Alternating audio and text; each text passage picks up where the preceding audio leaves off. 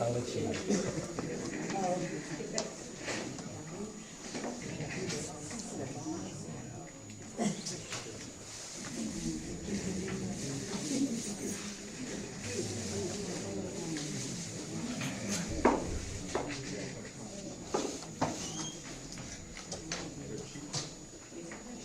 Is there anybody want to speak for public comments?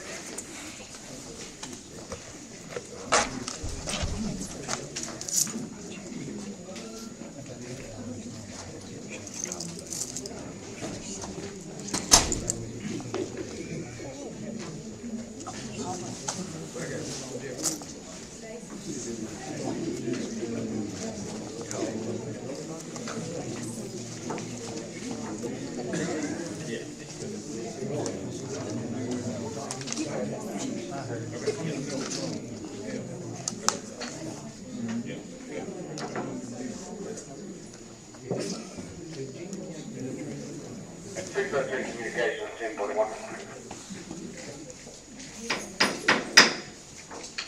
Good afternoon. I want to welcome everyone here. Please silence your cell phones, put them on mute, or whatever you may do.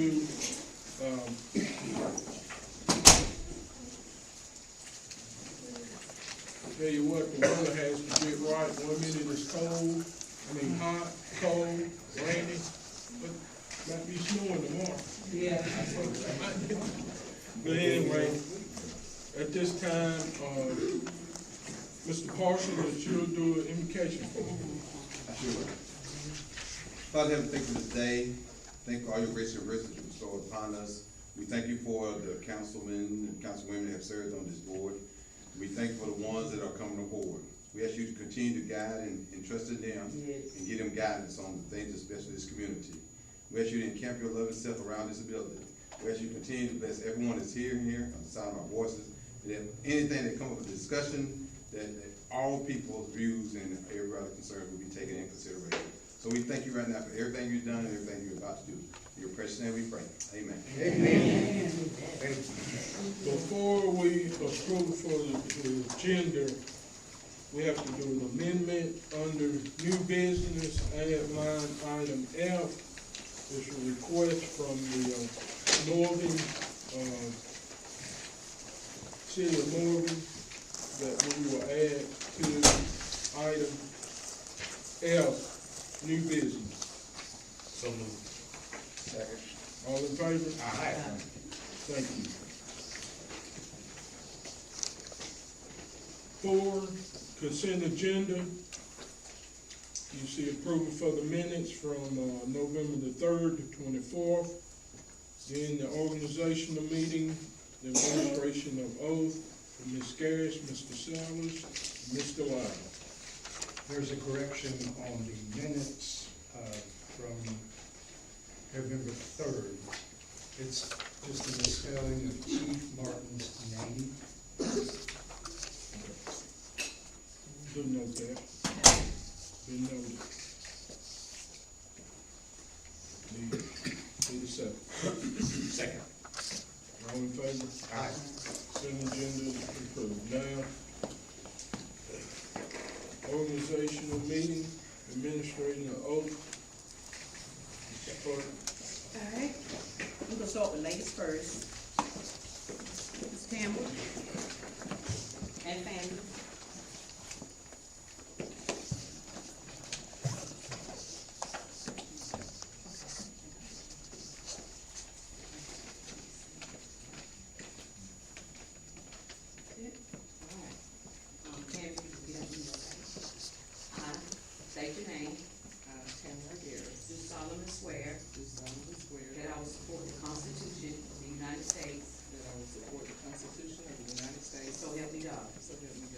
state your name, I, Tamara Harris, do solemnly and sincerely swear do solemnly and sincerely swear that I will be faithful and bear true allegiance that I will be faithful and bear true allegiance to the state of North Carolina to the state of North Carolina and to the constitutional powers and authorities and to the constitutional powers and authorities which are or may be established which are or may be established for the government thereof, for the government thereof, and that I will endeavor to support, and that I will endeavor to support, maintain, and defend maintain, and defend the Constitution of said state, the Constitution of said state, not inconsistent with the Constitution of the United States, not inconsistent with the Constitution of the United States, to the best of my knowledge and ability, to the best of my knowledge and ability, so help me God. so help me God. I state your name, I, Tamara Harris, do swear do swear that I will well and truly execute the duties of the office that I will well and truly execute the duties of the office of town council according to the best of my skills of town council according to the best of my skills and ability, and ability, according to the law, according to the law, and I will faithfully and impartially and I will faithfully and impartially discharge the duties imposed on me discharge the duties imposed on me by law, so help me God. by law, so help me God.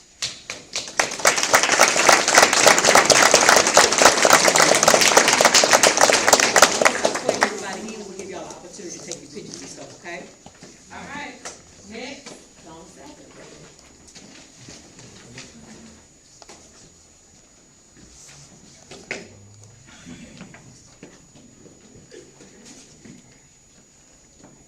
I state your name, I, Donald Sullivan, do solemnly swear that I will support do solemnly swear that I will support the Constitution of the United States, the Constitution of the United States, so help me God. so help me God. I state your name, I, Donald Sullivan, do solemnly and sincerely swear I do solemnly and sincerely swear that I will be faithful and bear true allegiance I will be faithful and bear true allegiance to the state of North Carolina to the state of North Carolina, and to the constitutional powers and authorities to the constitutional powers and authorities which are or may be established for the government which are or may be established for the government thereof, thereof, and that I will endeavor and support, and that I will endeavor and support, maintain, and defend maintain, and defend the Constitution of said state, the Constitution of said state, not inconsistent with the Constitution of the United States, not inconsistent with the Constitution of the United States, to the best of my knowledge and ability, to the best of my knowledge and ability, so help me God. so help me God. I state your name, I, Donald Sullivan, do swear do swear that I will well and truly execute that I will well and truly execute the duties of the office the duties of the office of town council of town council according to the best of my skill according to the best of my skill and ability, and ability, according to the law, according to the law, and I will faithfully and impartially and I will faithfully and impartially discharge the duties imposed on me discharge the duties that are imposed on me by law, so help me God. by law, so help me God. Congratulations. Last but not least, all right.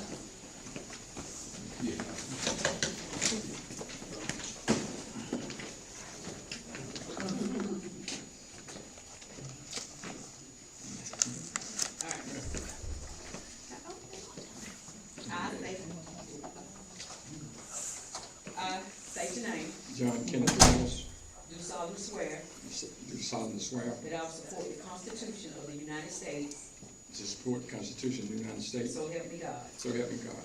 I state your name, I, John Kenneth Wells, do solemnly and sincerely swear solemnly sincerely swear that I will be faithful and bear true allegiance I will be faithful and bear true allegiance to the state of North Carolina to the state of North Carolina, and to the constitutional powers to the constitutional power and authorities and authorities which are or may be which are or may be established for the government thereof, established a government thereof. and I will endeavor to support, I will endeavor to support, maintain, and defend maintain, and defend the Constitution of said state, the Constitution of the said state, not inconsistent not inconsistent, with the Constitution of the United States, not inconsistent with the Constitution of the United States, to the best of my knowledge and ability, to the best of my knowledge and ability, so help me God. God. So help me God. I state your name, I, John Jack Lyles, do swear do swear that I will well and truly execute the duties. I will well And truly consider the duty, execute the duty Okay, of the office of town council, of the office of town council, according to the best of my skill to the best of my skill and ability, and ability, according to the law, and according to the law, and I will faithfully I will faithfully, and impartially impartial, discharge the duties discharge the duty imposed on me imposed on me by law, by law. so help me God. So help me God.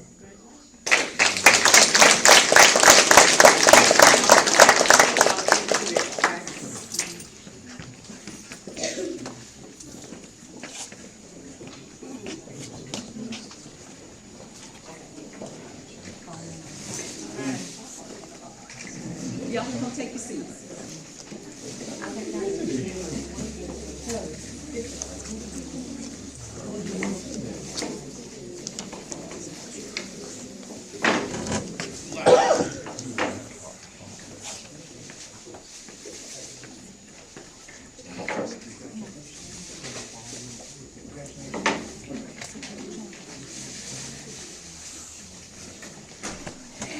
Y'all wanna get pictures of them sitting there with?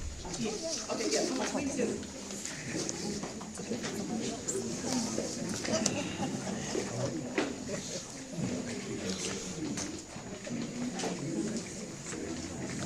We're gonna give a few minutes where you can get pictures and then we will start.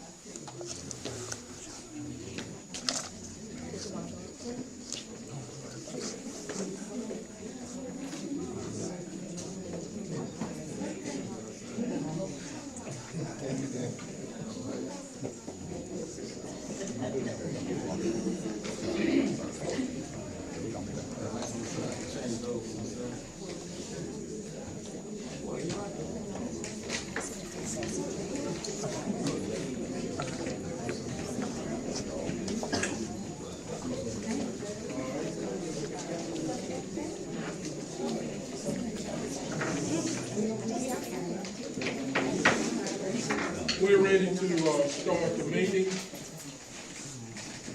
Congratulations to you, Ms. Garrett, Mr. Sellers, and Mr. Lyles.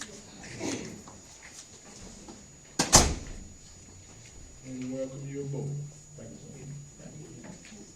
This time, Madam Clerk, is there any public comment? No. Being none, at this time, brings me excitement to do this. How about those award-winning Anson High School varsity cheerleaders when they stand?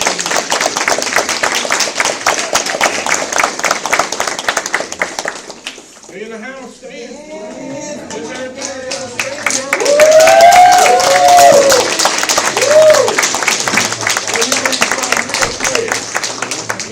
Congratulations to the Anson High varsity cheerleaders on winning the grand champion and first place honors during the cheer explosion competition with an extraordinary momentum for the team, the Anson High School, and for our entire community. It has been several years since Anson Cheer competed to earn first place. The team's determination, spirit, hard work, commitment, talented, resonate a tradition of excellence and made all of Wadesboro proud. And let me say this. It starts with a dream and a vision. The coach has to have the dream and the vision, and she has to have players to follow that lead. Cheerleading is a sport. That's right. It's a sport. Yeah. It's a sport. And to see some of my former students, Miss Hatton, when I was the principal on it, I greatly appreciate that. Mrs. Spencer, I know your family very well. Y'all have done an outstanding job. Keep winning. Keep winning. Keep winning.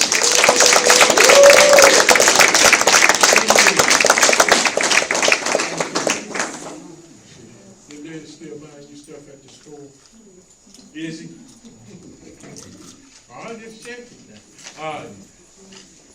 Let's move forward. This time, any motion will go into public hearing. All in favor? We're now in public hearing for fiscal 19 and 20, fiscal 2024 Community Development Block Grant Infrastructure, 19I 47, 4207, and 24I 4207.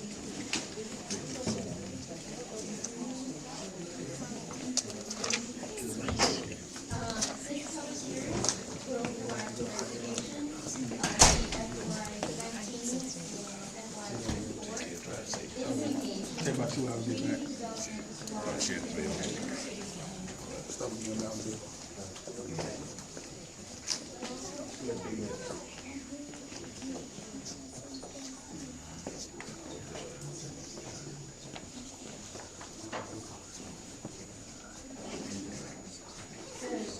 My name is Rachel with LKC Engineering, and LKC was hired by the town for engineering and grant administrative services associated with the project. We are present to discuss the purpose of the public hearing for the town CDBG project titled the Old Lylesville Sewer Outfall Rehabilitation. The purpose of the public hearing is to clarify the project description and approximate location of the work. NCDEQ requested clarification on the project location as it was originally described in the September 2024 grant application. Because this is a community development block grant, any change to the project scope, even minor adjustments, must be presented at a public hearing. In addition, this project is being funded primarily with FY24 funds, along with a small remaining portion from FY19. So we are also conveying that funding breakdown to the public. The purpose of the CDBGI grant program is to improve the quality of life for low to moderate income people by providing a safe, clean environment and clean drinking water through water and sewer infrastructure improvements. So the amended project description for the FY19 grant is: the town of Waitsboro will utilize the grant funds for planning purposes. This grant will fund the engineering report, environmental review record, and administrative tasks such as development of compliance plans and project reporting. This grant is connected to Waitsboro's FY24 construction grant. The low to moderate income percentage of this project area is 59.6%. The poverty rate is 24.2%. The amended project description for the FY24 grant is: the proposed project includes rehabilitation and replacement of approximately 4,000 linear feet of aging gravity sewer outfall and abandonment of approximately 3,100 linear feet of gravity sewer. The project area is located beginning at Highway 52 South, continuing through a wooded area not located on a street or road, paralleling Old Lylesville Road and ending east of Myrtlewood Drive in the town of Waitsboro. The low to moderate income percentage of the project area is 59.6%. The poverty rate is 24.2%. Should there be any complaints regarding this project, they should be addressed to the town of Waitsboro in writing. And we're open for questions. Is that the, oh, we had that sewer leak over there at Myrtlewood? Yes, sir. That's, That's okay. the same area. Same area, okay. All right, for the new council, we had a sewer leak, with rain and overflow that, we had to come in and repair, kind of piecemeal to get it going, and so this will help. Help correct that issue and keep it from happening again in future. So just to This is part of the grant, this is part of the sewer on, Burn Street, running over that one. No, that's a separate project. That's separate. We got from, Old Wild Road right down to Murraywood, right to the right where those houses are at, correct, or right across from the ball field, there's an area there that goes back to some people's yard. But when it rains, a lot of rain, we have an issue with overflowing and all of that good stuff. So this would help slow it down and fix it. Okay.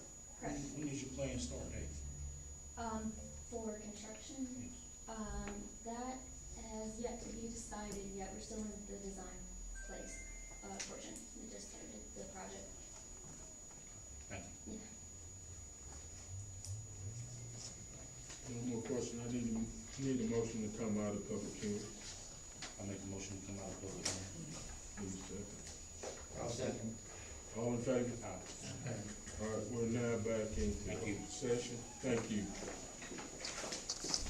Now we're down to presentations from Anson County Park and Recreation. Come on.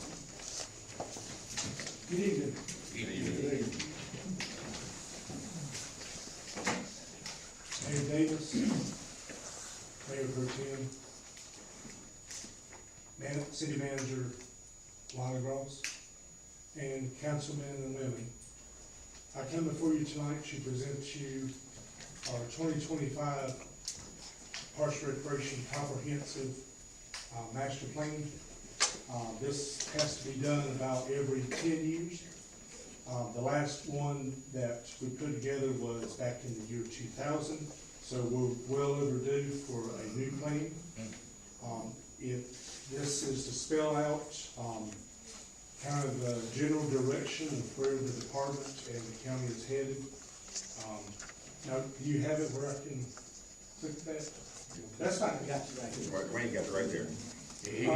You're my clicker. Yeah. Thank you, sir. Did everybody receive a copy? Yes, sir. I brought extra copies if anybody wants them.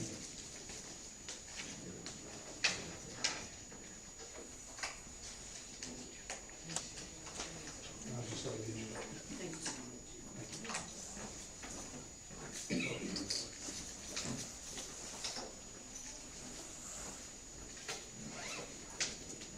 And I'm a pretty loud talker, so if the mic is too loud, just let me know.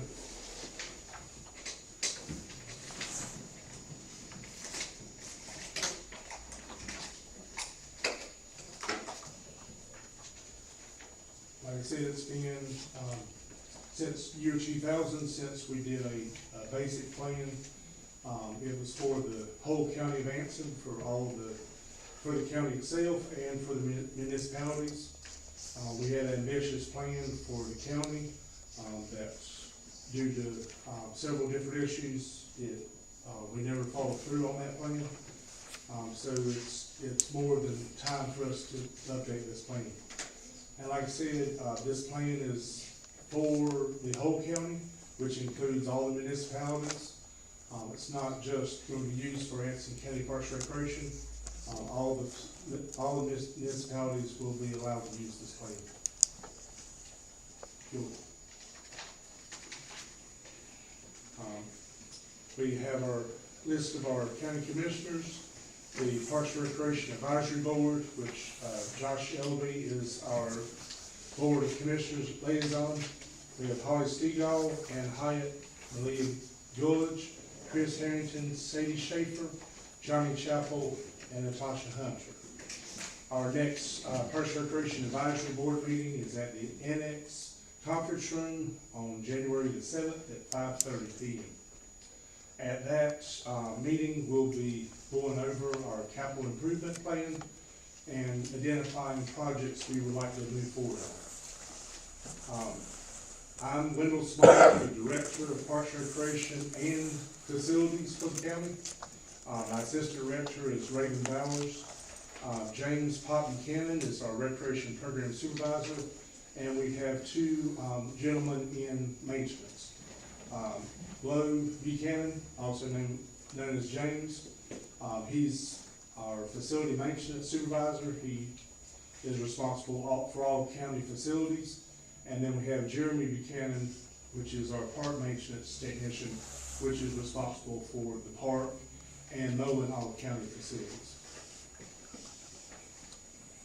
We went through a lengthy process to select a consultant because we knew with our responsibilities with facilities and mowing all county grounds that it would be too big a job for us to do it alone. So we went through an RFQ and identified 9 different vendors that were interested in Hanson County and leading us through this process. After going through a selection committee, we narrowed it down to 3 consultants. And then we had a follow-up interview with those 3 consultants. And our leader at the first round was also the leader in the second round, and they won the bid. And that company is Benesh out of Charlotte. And we worked with John Wood. He's sorry that he couldn't be here tonight. He had a conference in Charleston, but I'm here representing the park and also himself. Left Brain Concepts out of Lakewood, Colorado, they did our survey of need. In order to apply for grants, one of the first things you have to do is identify your projects you're looking at. The second thing is you have to do a survey of need. It's usually a randomized survey that's sent out to many households. And then if you don't receive enough statistics back from that first survey, then they follow up with a second survey. So Left Brain Concepts is the company that helped us with the survey part 1 and the survey part 2. The results of those surveys are in the plan itself.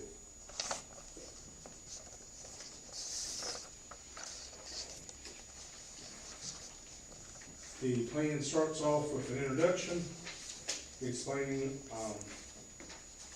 an inventory of all of our existing facilities, such as Little Park, our elementary schools, middle school, high school, and a variety of town and city parks, and our blueways. Anson County currently owns one of the blueways on the Rocky River, which is a boat launch into the Rocky River, which is a network of boat launches starting somewhere near Concord Mills Mall, and the last one being near the Blewett Falls Lake.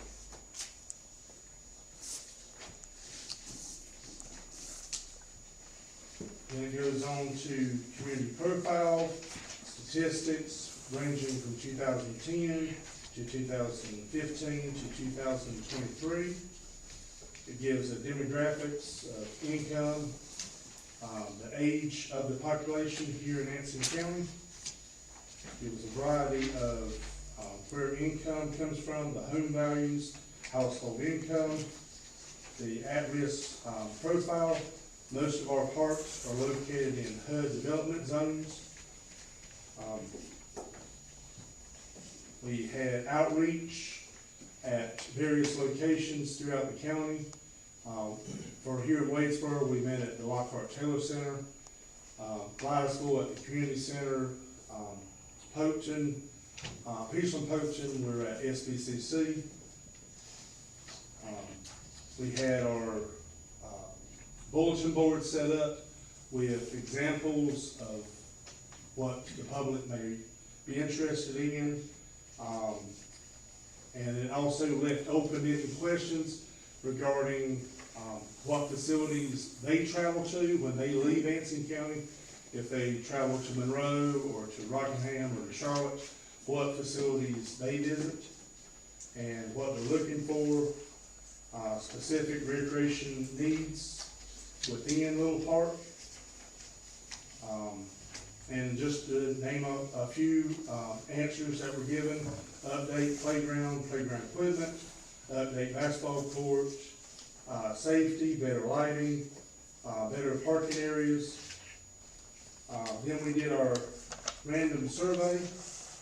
Like I said, it was in two parts because the first survey didn't have enough response to lead to statistical significance.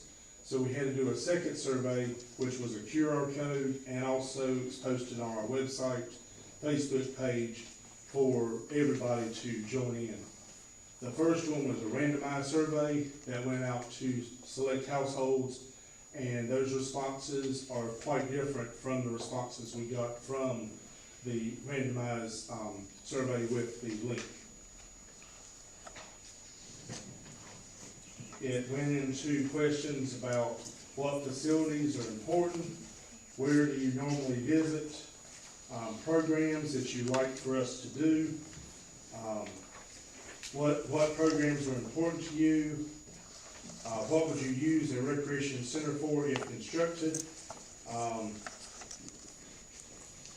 residents that use Anson County Parks and Recreation,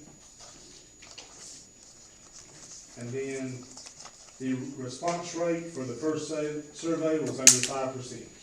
So that's why they had to release the survey, but add the open link. And the responses for the open link were much different. There was a lot of similarities, but there were differences. For example, pickleball use increased greatly with that second survey.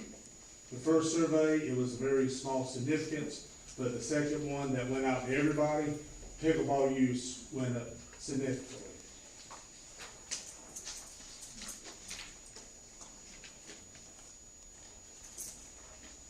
Go fast forward to page 24. We had stakeholder focus group sessions at the Lockhart Taylor Center, where we invited members of Parks and Recreation, the Farmers Market, the Chamber of Commerce, the Anson Athletic Youth Association, also known as the Field of Dreams, the Anson County School Board, Anson County Economic Development Corporation, the Chamber of Commerce, the Carolina Thread Trail, the Board of Commissioners, and the Town Manager.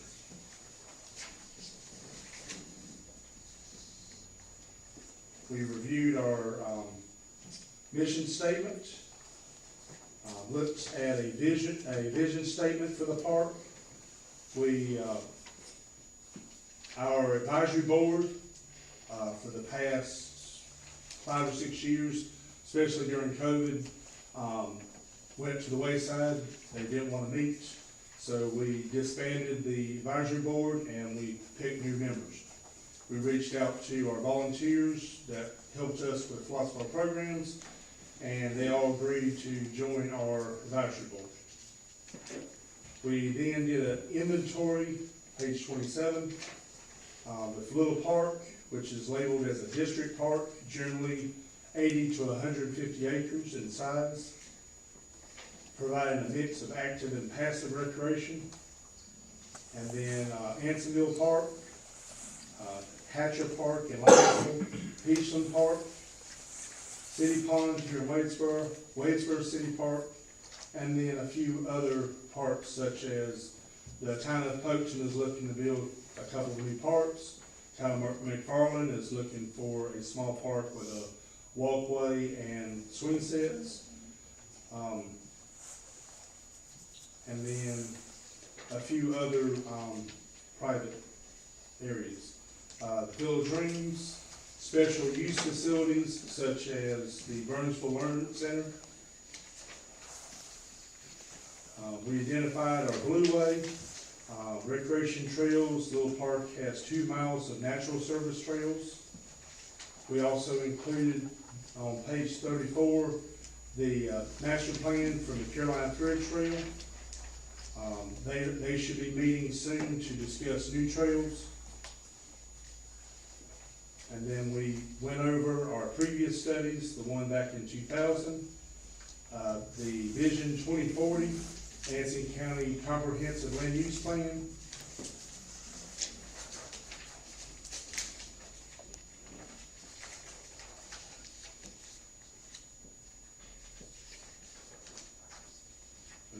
looked at the different, natural environments, providing our programs, looked at the amenities at each of the park.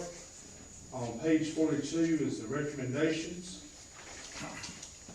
Recommendations starts with partnership.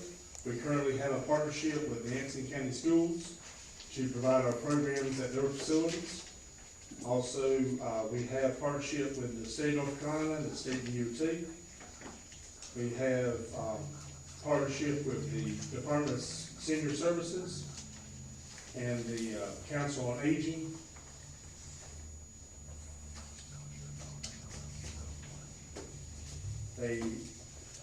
The recommendations was to try to develop a ADA transition plan to bring our facilities up to ADA standards.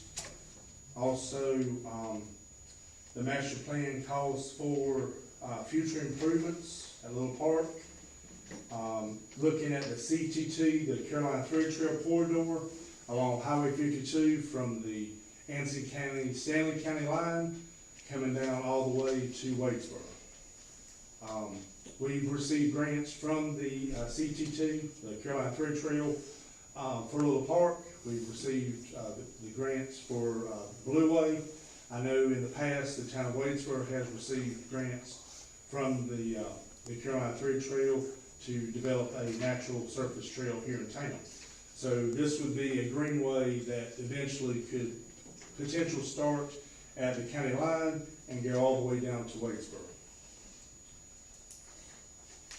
Looked at our different programs, football, soccer, looking at changing our fields out in the Little Park from single purpose to multi-purpose, improving our basketball courts, offering tennis and volleyball, adding more picnic shelters, bringing our playgrounds up to date, our pedestrian trails.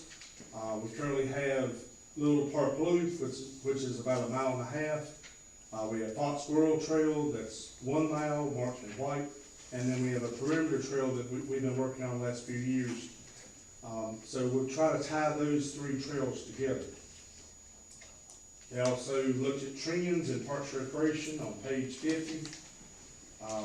Skateboard parks, extreme sports, disc golf, off-leash dog areas such as dog parks.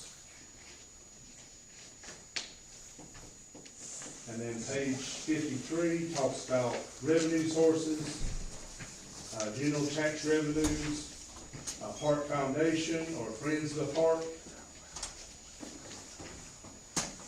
There's Reynolds Foundation, Kaboom, All Trails, Lowe's, Hometown, revenue bonds, general obligation bonds, limited or special use taxes such as the penny for parks, federal and state assistance such as the Land and Water Conservation Fund, which we're interested in that one because that was the grant that was used to build Little Park back in the late 60s. Partif, which a lot of the neighborhood parks here in Anson County were built with Partif money. This recreation plan on page 58 was geared around satisfying the requirements for the Partif, but this plan is not solely for the Partif grant. The Partif grant has very strict guidelines that you have to follow, so the majority of this master plan is geared around Partif. You also have RTP, our Outdoor Recreation Legacy Partnership, Accessible Parks, also known as AP, and the new grant is the Great Trails State GTPS starting in 2024.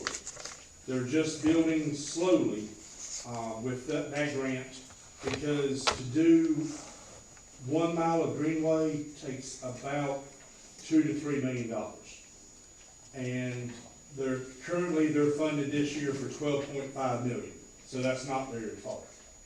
So they're hoping that in future fiscal years, they'll have more funding. So That's a new grant, and they plan on continuing that grant and building upon it. So accessible parks, go back, applicants can request up to a maximum of $500,000, and it's a $1 for every $5 match. So that's a grant that can be used for building park lots, sidewalks, access to buildings, and also bathroom facilities, and updating playgrounds.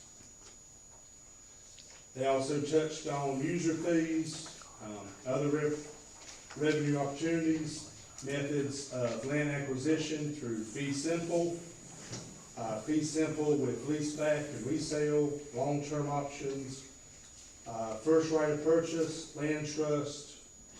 So I'm going to be reaching out to the current land trusts that operate here in Anson County, such as the Catawba Land Conservancy and the Three Rivers Trust, to try to see if they have any ideas on future growth. Excuse me. Also, as we get more subdivisions, you can put in your building code that for every so many acres of subdivisions that are built, they have to provide so many acres for recreation use or provide recreation facilities. So like if a big developer built a large apartment complex, they would have to set so much area aside for either greenway access or building like a playground.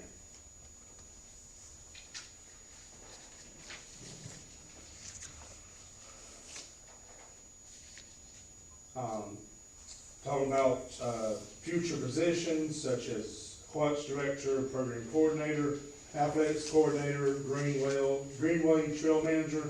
I know the county of Surrey has a trail manager for all their greenways.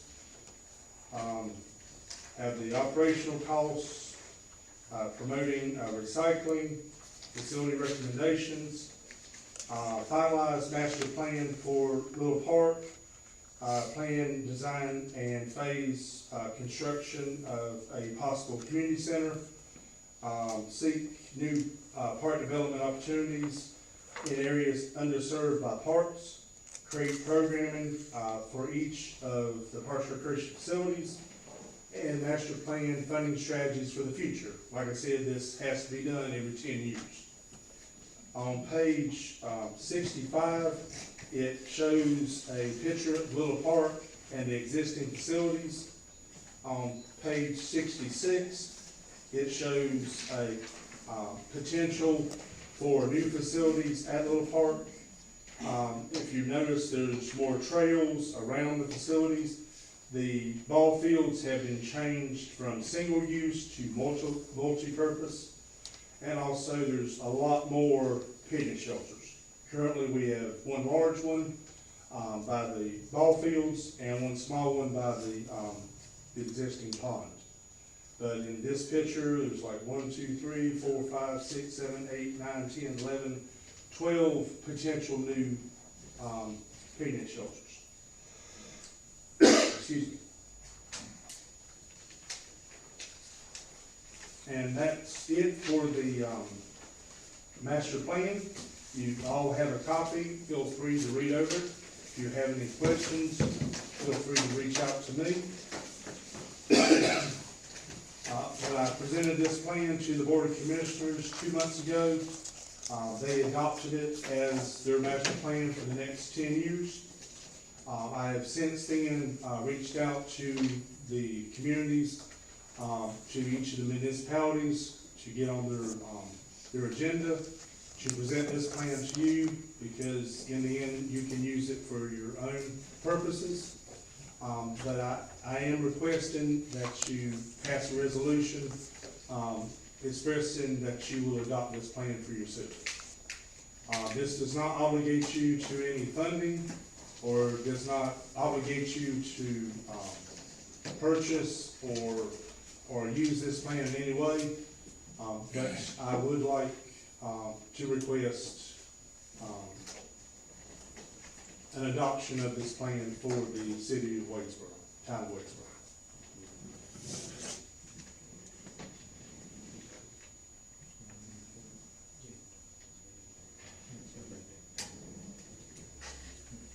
We'll do it at the next meeting. Yes, sir. We will adopt. Do you want me to return it at the next meeting? No, sir. Okay. Thank you. One question. though. And I brought,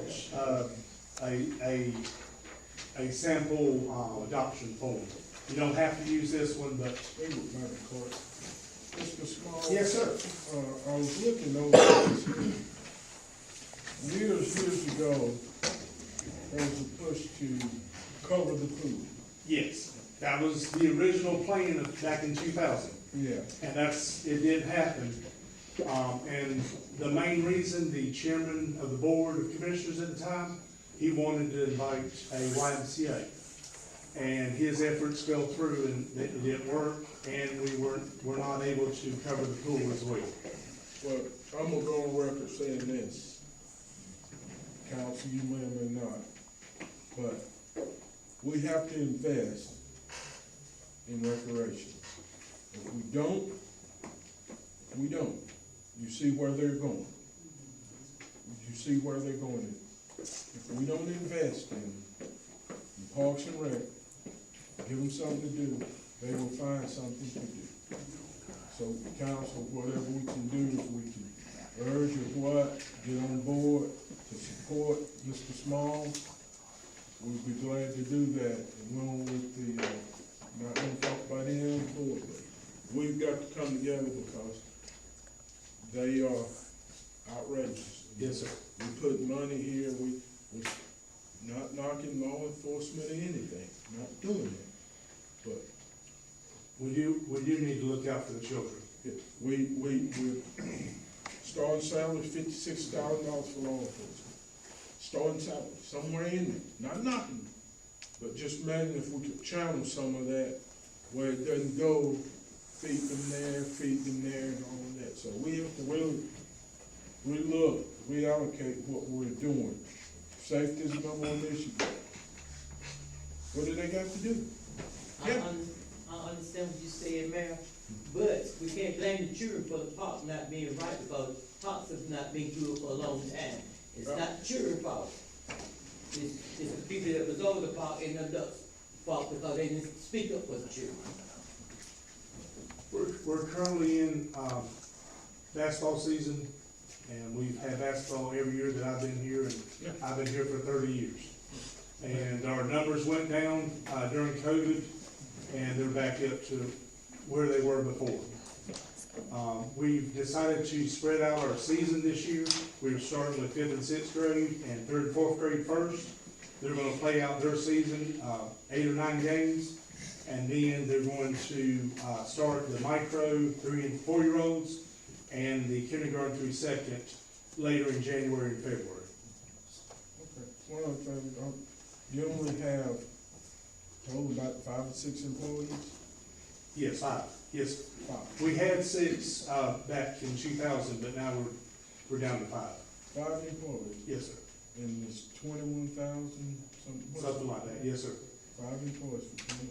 And you also have to remember, we take care of all of county facilities. That's the detention center, DSS, health department, all county facilities.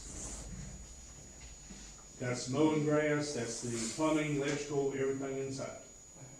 On top of doing everything for the kids. We just finished up our youth football program for grades, the little kids, which is 5 through 7, and then 8 through 10. And then grades 3rd and 4th and 5th and 6th for Division 1 and 2. Roughly, how many kids you roughly serve a year with all your programs? Just Altogether, a good estimate is 3,000 kids. And that goes up and down from year to year. I think the lowest, years were around 1,500. But like I said, since COVID, a lot of our numbers have come back. thank you for your time. Mayor Mike? Yes, yes, please. Yes, sir. How many people did you hire there in 2013, or around, about 13 years ago, to 11 years ago? For Parks and Rec? part-time? No, how many people did you hire about 11 to 12 years ago, when you were over the field maintenance and stuff like that? At Parks and Rec? My reason I'm asking is you're saying you employ how many now? There's 5 total, me and 4 others. Yes, sir. And so, you know, I've coached for, I'm going on 13 years. Yes. Gentleman sitting behind you, we used your facility for 11. Yes, sir. And, you know, this is a master plan. Probably about 4 or 5 years ago, we quit using that facility because it was too dangerous for the girls that we sent off to college, probably about 4 years ago. It just got unflavorful. So my question is, yeah, we'll adopt this, and I know that these guys sitting here on this table are about kids, and you know me well enough to know if it's about a kid, we're gonna make it happen. Yes. That young lady came in here with these cheerleaders, we worked together right with you on those football fields. What is the goal? What is our goal with the park? If we adopt this and we're working with you, and I've said it a million times, we've got to work with the county, because y'all hold the gyms and you hold the. We have a partnership with the school systems and the gyms. We do not have any gyms ourselves. Yeah, but you had a partnership. But Yes. Yes, at that sir. time, you also had Ray Shelton, you had the ball field for the town, you had all the school fields, and y'all turned them loose. And That was not our decision. no one here received. That was the school board. Okay. I was just asking. But we do have a great partnership with the school board, because they provide us the gym space, because without the gym, we would not have youth basketball, and that's our largest program. They did, maybe 2 summers ago, they opened the gym through the school to keep the kids off the street, gave them pizza and all of that. Yes, sir. So, now, if there's no more questions. Yes, sir. Mr. Small, who paid the insurance for the kids when they using the gym? That is a county insurance policy through the NCACC. We have general liability and accidental insurance. Okay. It covers all county departments and facilities. So the kids that playing ball, the county pay for the insurance for every kid? It's a part of our blanket policy for all county departments. Okay, what I'm getting at is, why is it that we wanna open the gym, the kids wanna open the gym up, but they gotta have a big insurance policy? That's something I have to, for every season of any sport, from the open gym, for our youth league for basketball, our youth league for football, every season, we have to put an application to the Anson County school system. And in that application process, we have to identify fire protection, police protection, and we have to give them a copy of our insurance policy. So I have to reach out to HR department, and they provide the school system with a copy of our insurance. Okay, just like, So every season, I have to do that. if I wanna have a tournament this weekend, okay? Yes, So I need to get insurance for every player that goes through the school system and get insurance, right? not if you're going to a county park. No, I'm going to the gym. To the gym, Yeah, to well, the gym, You'd have to reach out to the school system. But why should, is it belong to the county? no, the school board. The school. But what I'm saying about the gym is that the kids should be able to go to the gym, but they should have somebody, if the kid, you want to open the gym up, have somebody be there and let the kid know what, if you come to the gym and play ball, you have to go by these rules. And you sign a form that the county won't be liable, the school won't be liable if you get hurt in the game. That is the law, the way it works now, the school board has a policy about renting of facilities. In that facilities, you have to have X amount of dollars of insurance for liability person. Mr. Small, they don't own the gyms, so they have to provide their policy to Anson County Schools. That's right. To cover what goes on. So the issue is really not, I know it's not him. yeah, so that's where we're at. Yeah, that's where we're at. I think what Mr. Louser said, if the facilities already have insurance policy in place, then when said group wants to have a event at the gymnasium, why is it an additional insurance clause in effect? It's only when, Anson County Parks and Recreation uses the facility that that policy is used. So they have to go through you. Right, they have to go through me if it's a Parks and Recreation program, such as youth basketball, youth football. If we provided our own tournament, we would have to provide our insurance for that tournament. When did this come into effect? It's been in effect ever since I've been here, and I've been here 30 years. I'd like to know how did the park get in such bad shape anyhow? And we always had somebody over there that was over the park. Well, I think, Was it just not I've proper? done a lot of the maintenance yes, myself. if I wanted to chime in real quick, so Mr. Small, this is not the platform to really discuss this, but Mr. Small is the Director of Recreation. The county commission is responsible for the budget for the recreation department.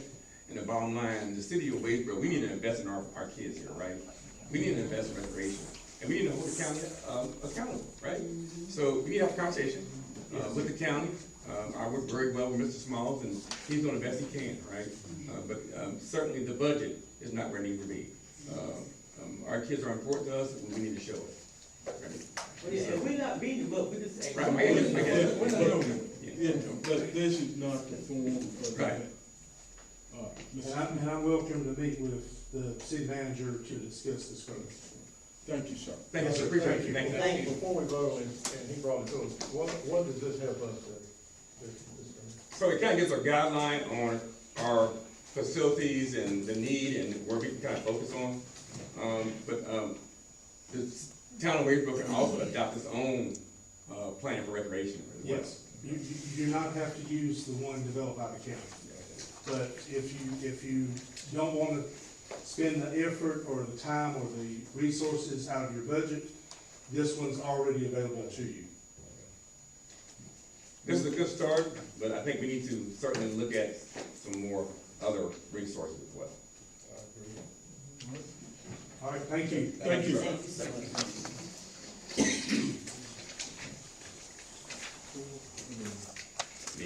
Extension stories and reunion. Yeah, Mayor, member of council, I was contacted by the mayor of Ansonville, Ms. Tina Caraway, about this project. I'll let her explain to the council what the project is. I think it's a great idea. It gives back to the community, but she'll expound more on it. Okay, will you bring in Bethany as well? Well, good evening, everyone, and congratulations to the new council members. I come before you actually as the executive director of the Caraway Foundation, and as the mayor, I have, I guess you could also say as the president of the Caraway Management Group. The organization that is, hopefully, if you guys say yes, is bringing this opportunity to us. It's called Arise Collective.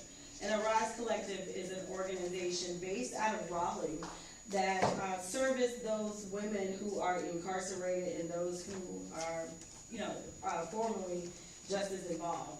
And so what happens is that they have received a grant from D. Smith Reynolds, and they have this opportunity. It's called it's a container. I don't know if you got pictures of them, but she's gonna, once you guys can share.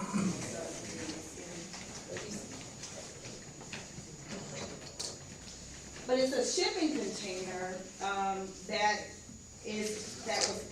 was based out of a quilt that they created called the Stitching Stories.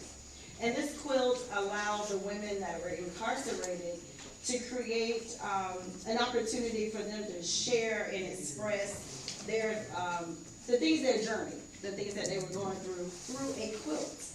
And what they have done is taken this quilt, created mosaic tiles, and these tiles are placed within this shipping container. It's a 20-foot long shipping container. They came to me because I've been coordinating their gala for the past 6 years. And when I became the mayor of Ansonville, they wanted to have an opportunity to bring this shipping container to Anson County.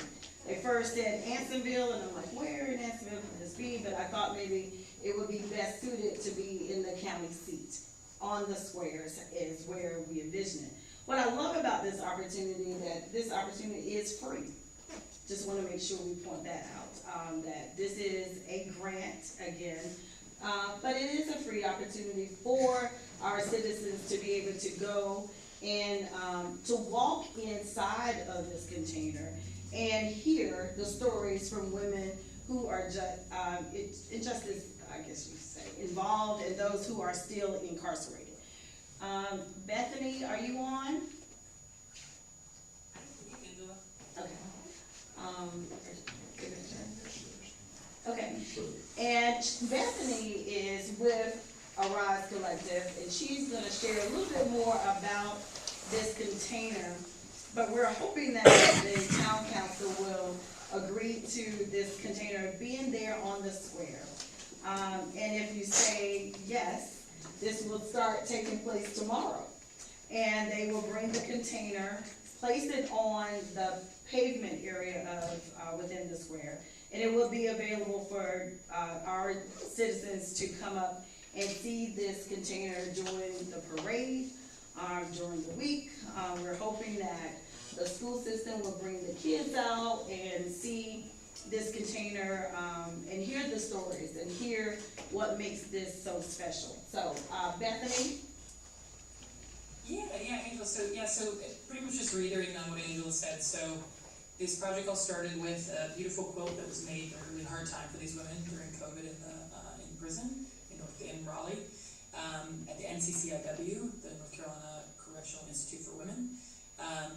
This quilt ended up being a way for them to connect with one another, to create community, and I think one of the things that, I've learned throughout this project, and I knew from my own story, is how many people are affected by incarceration, and how many assumptions we have about people who are incarcerated, the difficulties that they go through while they're incarcerated, the difficulties of coming back to being productive members of society.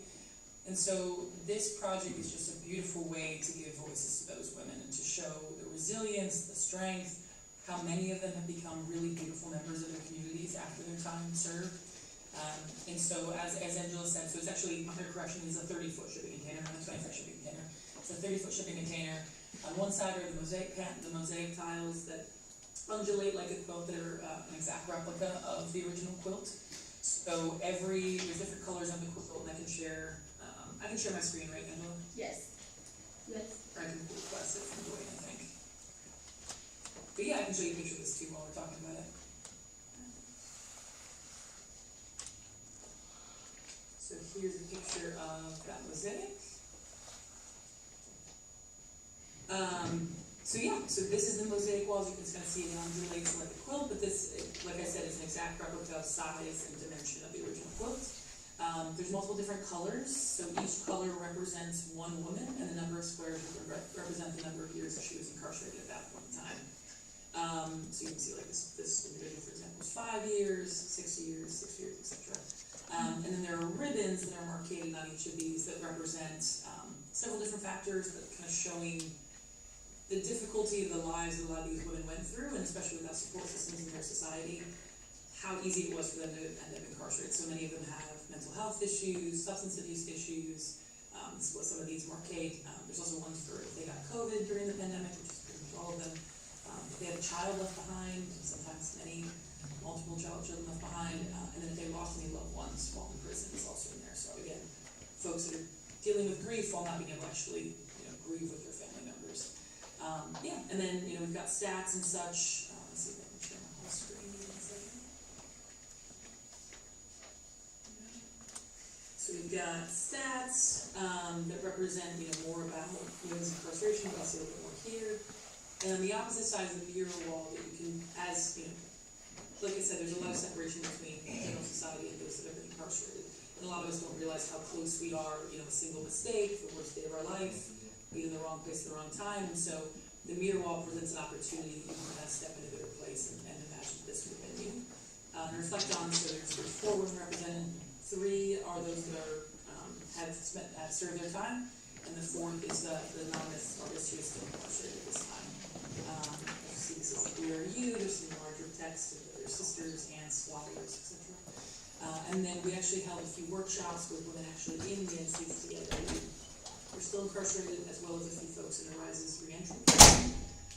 And so we've included some of the text, so we allowed some of the women to, draw and write about their own experience, and so we've included that on the mural wall as well, in between the women.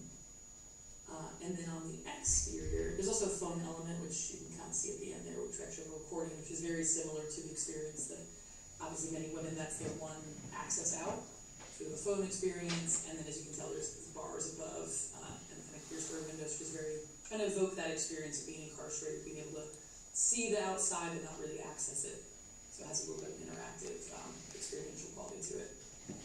And then finally, on the outside, we've got a vinyl wrap that has a QR code giving more information about the project, and then representing, so this, one of the difficulties of being incarcerated is that it's hard to share anything from the inside outward, especially photographs, videos, anything like that.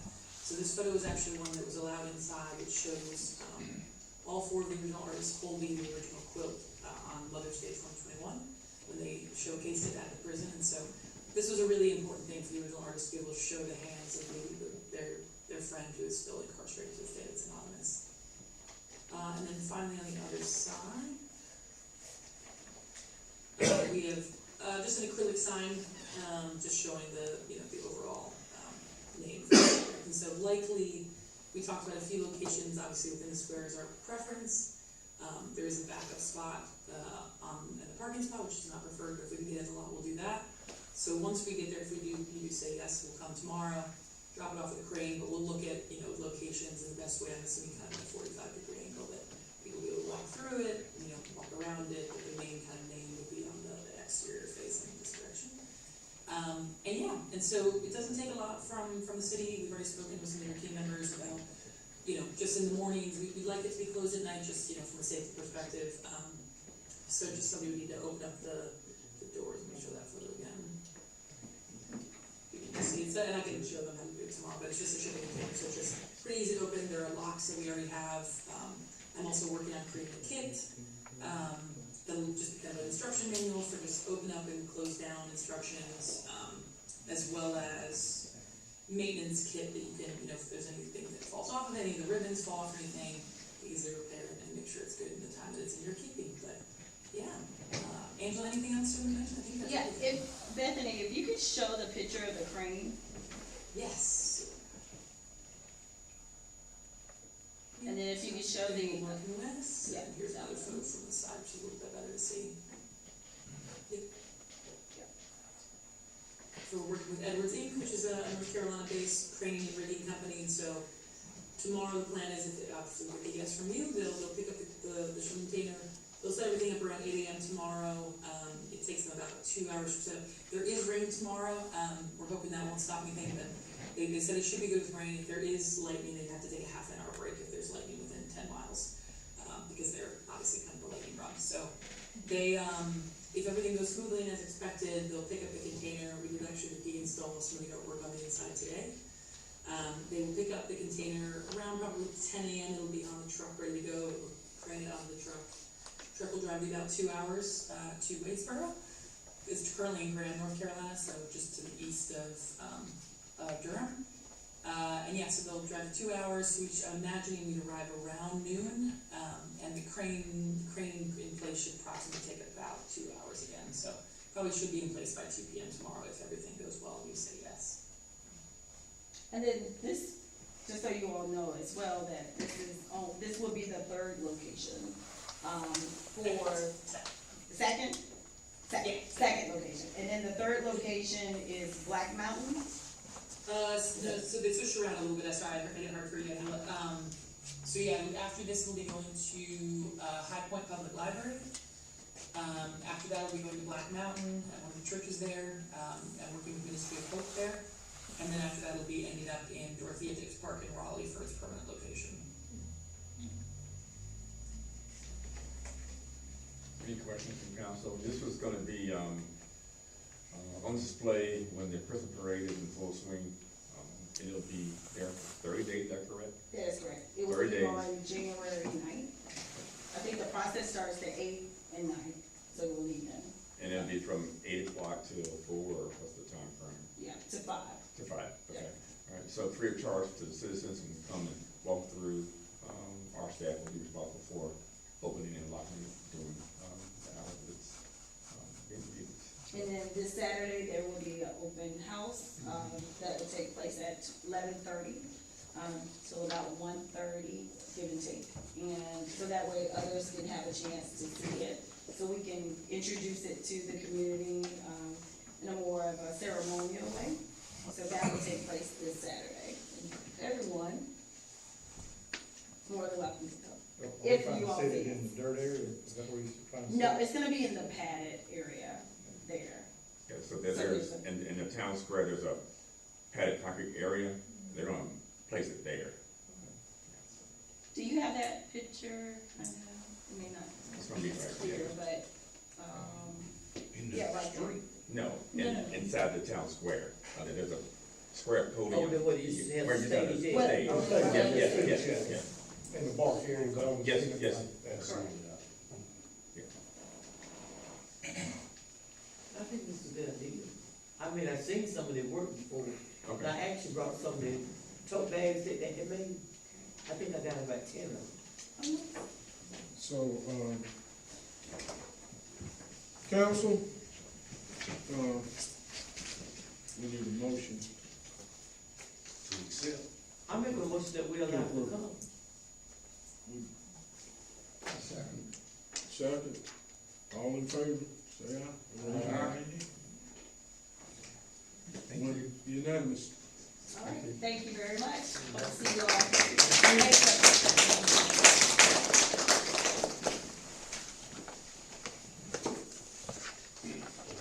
Down here, the old business, approval of collection system improvement project, SRP WARP 0153. Engineer recommendations to award. So this is Mr. Mark Lacy from LKC. We work with LKC on our infrastructure projects in the town. They've been in the town for 15 to 20 years, a long time. And Mark has been been helpful to me, and I appreciate the work they do. So I'll let Mark explain what's going on with this project.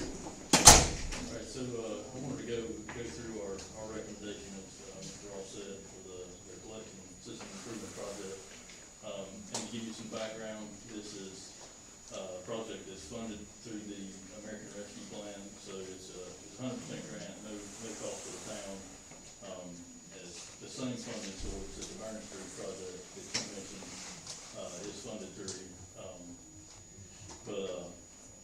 So it'll be, separate source and contractor from there, but, we went out to bid multiple times for the project, tried to get the contractors to get us pricing on the design. And first two times we were unsuccessful, we didn't get any responses. Third time around, we got a bid from one contractor, State Utility Construction, that we've worked for in the past, and they've done good work. But, with the time constraints that we had, project needed to be finished by the end of 26, we decided that we should proceed, open the bids, and, with the intent to award to that contractor. We were over budget by a fairly large margin, so, we worked with the contractor to recommend a reduced scope of work that gets the work within the budget that's available and completes the highest priority sections of the project. So we think we've done that. We've got a project that's in budget, and our recommendation would be to move forward to award it then tentatively. It would be contingent on DEQ's approval of the project, of the scope of work. And once we get DEQ's approval, we can move on right into executing contracts and getting it ready for construction. So just to, not to interrupt, just to give a little background. So this was a $9.5 About $9.5 million total grant. total grant, and it's ARPA funds, which is federal funds, we got it from the feds, and then, we put it out 3 times for bid. And first 2 times, we got nobody. So it's competitive, so in the grand scheme of things, I think that this is a small project for these big cities and the big contractors, so. Yeah, we were having a problem getting, folks to bid on it, so the last time we put it out, we got 1 bid. But the scope, and the price was, almost $3 million over, maybe a little more, right? I think it's a little more than that. A little more than that, yeah, so what they did, they went back and they changed the scope of the work. So we can get the majority of the work done, and come back a later date and get the other work done at some other. That's right, we would continue to look for grant funding for the parts of the project we had to take out, get them done at future time. Yeah. So they came in at 12 million, and y'all negotiated down 4 million to get within the scope. Total over 8 million, which is, what's available for the budget. Taking into account, moving some money from the Burn Street project where we had some excess into this project, to make everything line up. And that's where the million from the town comes from, is that right? But yeah, it's about $1 million that we'll be moving from the other funding program. It's not from the town, Also, it's from that other project. Yeah, so the Burn Street came in $1 million under, correct? Yes. Almost $1 million under, so we're gonna ask DEQ, we gotta get approval from the state to get that money moved to this project. And we've had some conversations with them, and there seems to be no real barriers to doing that. It's just, there'll be, a formal process to get that money requested. And with this being a tentative award, you're not obligated, you're not under contract until all that funding reallocation is approved and DEQ gives their thumbs up. This is the project you was talking about, Mayor, down there. This is separate from the public hearing. That's a. Yeah, that's so a this whole other project. Yeah, that's a whole other project, thank you.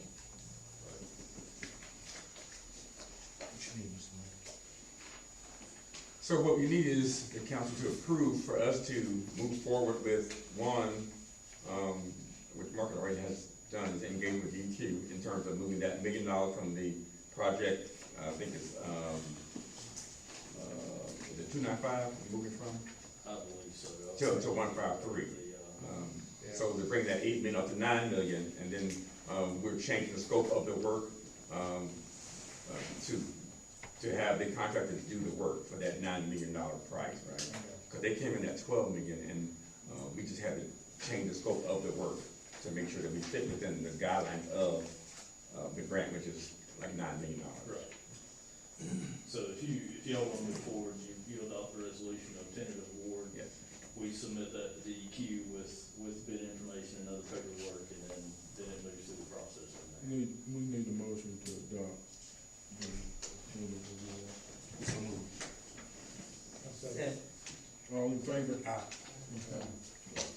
Thanks, sir. Thank y'all.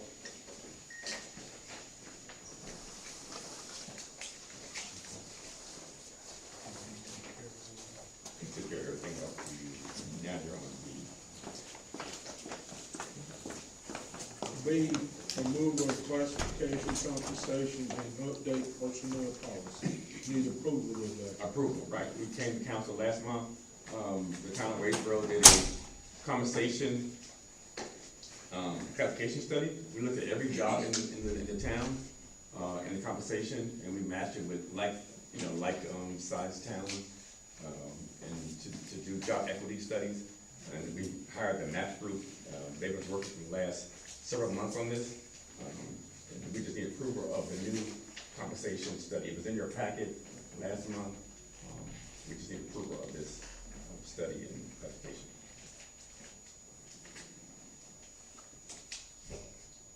Need a motion? So moved. Second. All All in favor? Aye. Approval of the, RFQ for engineer service for Wade Street, streetscape and improvement. Yes, sir, Mayor, members of council, the town of Wadesboro were awarded a grant for $847,000 to redo uptown Wadesboro. and it's a streetscape project. We need permission to put it out for request for qualifications for engineering services for that project. Need a motion? So moved. I said, All in favor? While on that real quick, if we could, when we get this, if we could get, some stakeholders maybe uptown to be. Absolutely, there would be a design committee, Yeah. with the uptown stakeholders and also citizens as well, not just stakeholders, people who live in the town. Yeah. To weigh in on what it looks like, what he wants it to look like, right? And it's gonna be new sidewalks and, street lamps and plants and everything, just to make it more modern, more, just beautify that area uptown. And it's a several block area, that we're gonna be working on. So yes, we do wanna have, community input, absolutely. You got any engineering firms gonna look at it? Do you have any idea? No, so that's what this is, sir. It puts out and anyone can bid on that project. D, discuss proposal for public work heavy equipment.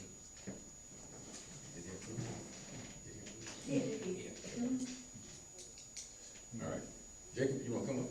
And, so, Mayor and member of council, we had been working on, it was approved that we were, behind the 8 ball, it relates to our fleet. Prior councils approved us to go ahead and start to, replenish our fleet. Right? We were several years behind, heavy equipment, our trucks have aged out, our vehicles have aged out, and we need to, address that. Prior council addressed it, and this is just, a proposal on the heavy equipment. I'll let Jacob explain. So after discussing with Mr. Ross and Mr. Scott, I was prepared today to come in front of you all and go through 2 different proposals. In August 4th's meeting, prior council approved for us to go through an RFP process to get financing for these 5 heavy equipment vehicles for our public works departments. So it was gonna be 2 diesel trucks, 2 gasoline trucks, as well as a sewer jet truck, all of which we are in dire need of replacing, or we're in dire need. So I was prepared to come and show you the 2 proposals today and go through them. However, after discussing with Mr. Martin and legal counsel Mr. Baker and Mr. Ross, we discovered that there's a potential for us to be out of compliance with general statutes.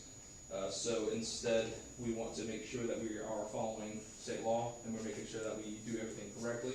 So what we're asking is actually to amend the agenda, if I'm correct, Mr. Ross. Yeah. And we want to ask for a motion to amend the agenda to where we ask for, the ability for us to go out for formal bid for the sewer jet before we present the financing proposals that we were given. make the motion. Was this what y'all posed on, like the trailers and the trucks and stuff? Yes, sir, yes, sir. Yes, That was from August 4th meeting, and it was all those, the trailers have already been done.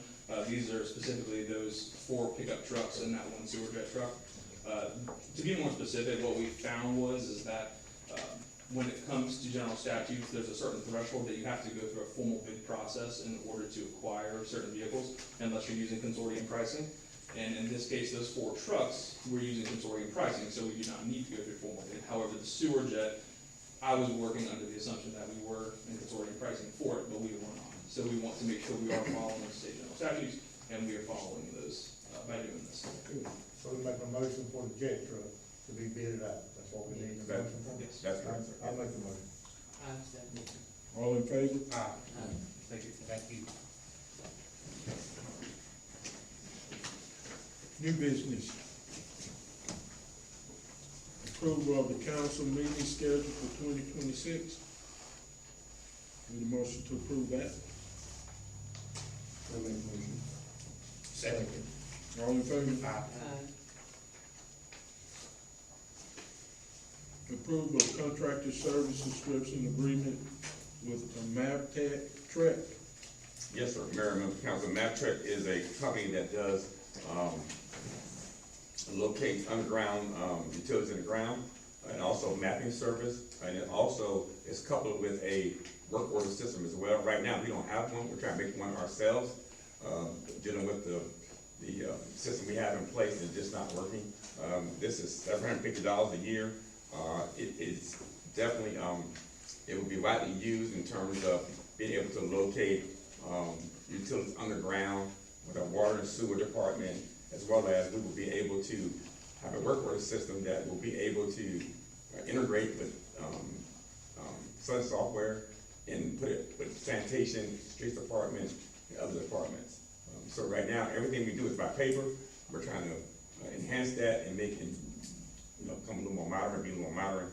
And so this will afford us the ability to do that with this contract. So you, basically what it is, if there's a water break, so if a street's paved, go out and you check it and checks off it's been done and it pops up on the screen. That is correct, and they have the ability to see if there's underground utilities in there. Got it. Need a motion. I'll make a motion. Second. All in favor? Number C, resolution to approve early voting.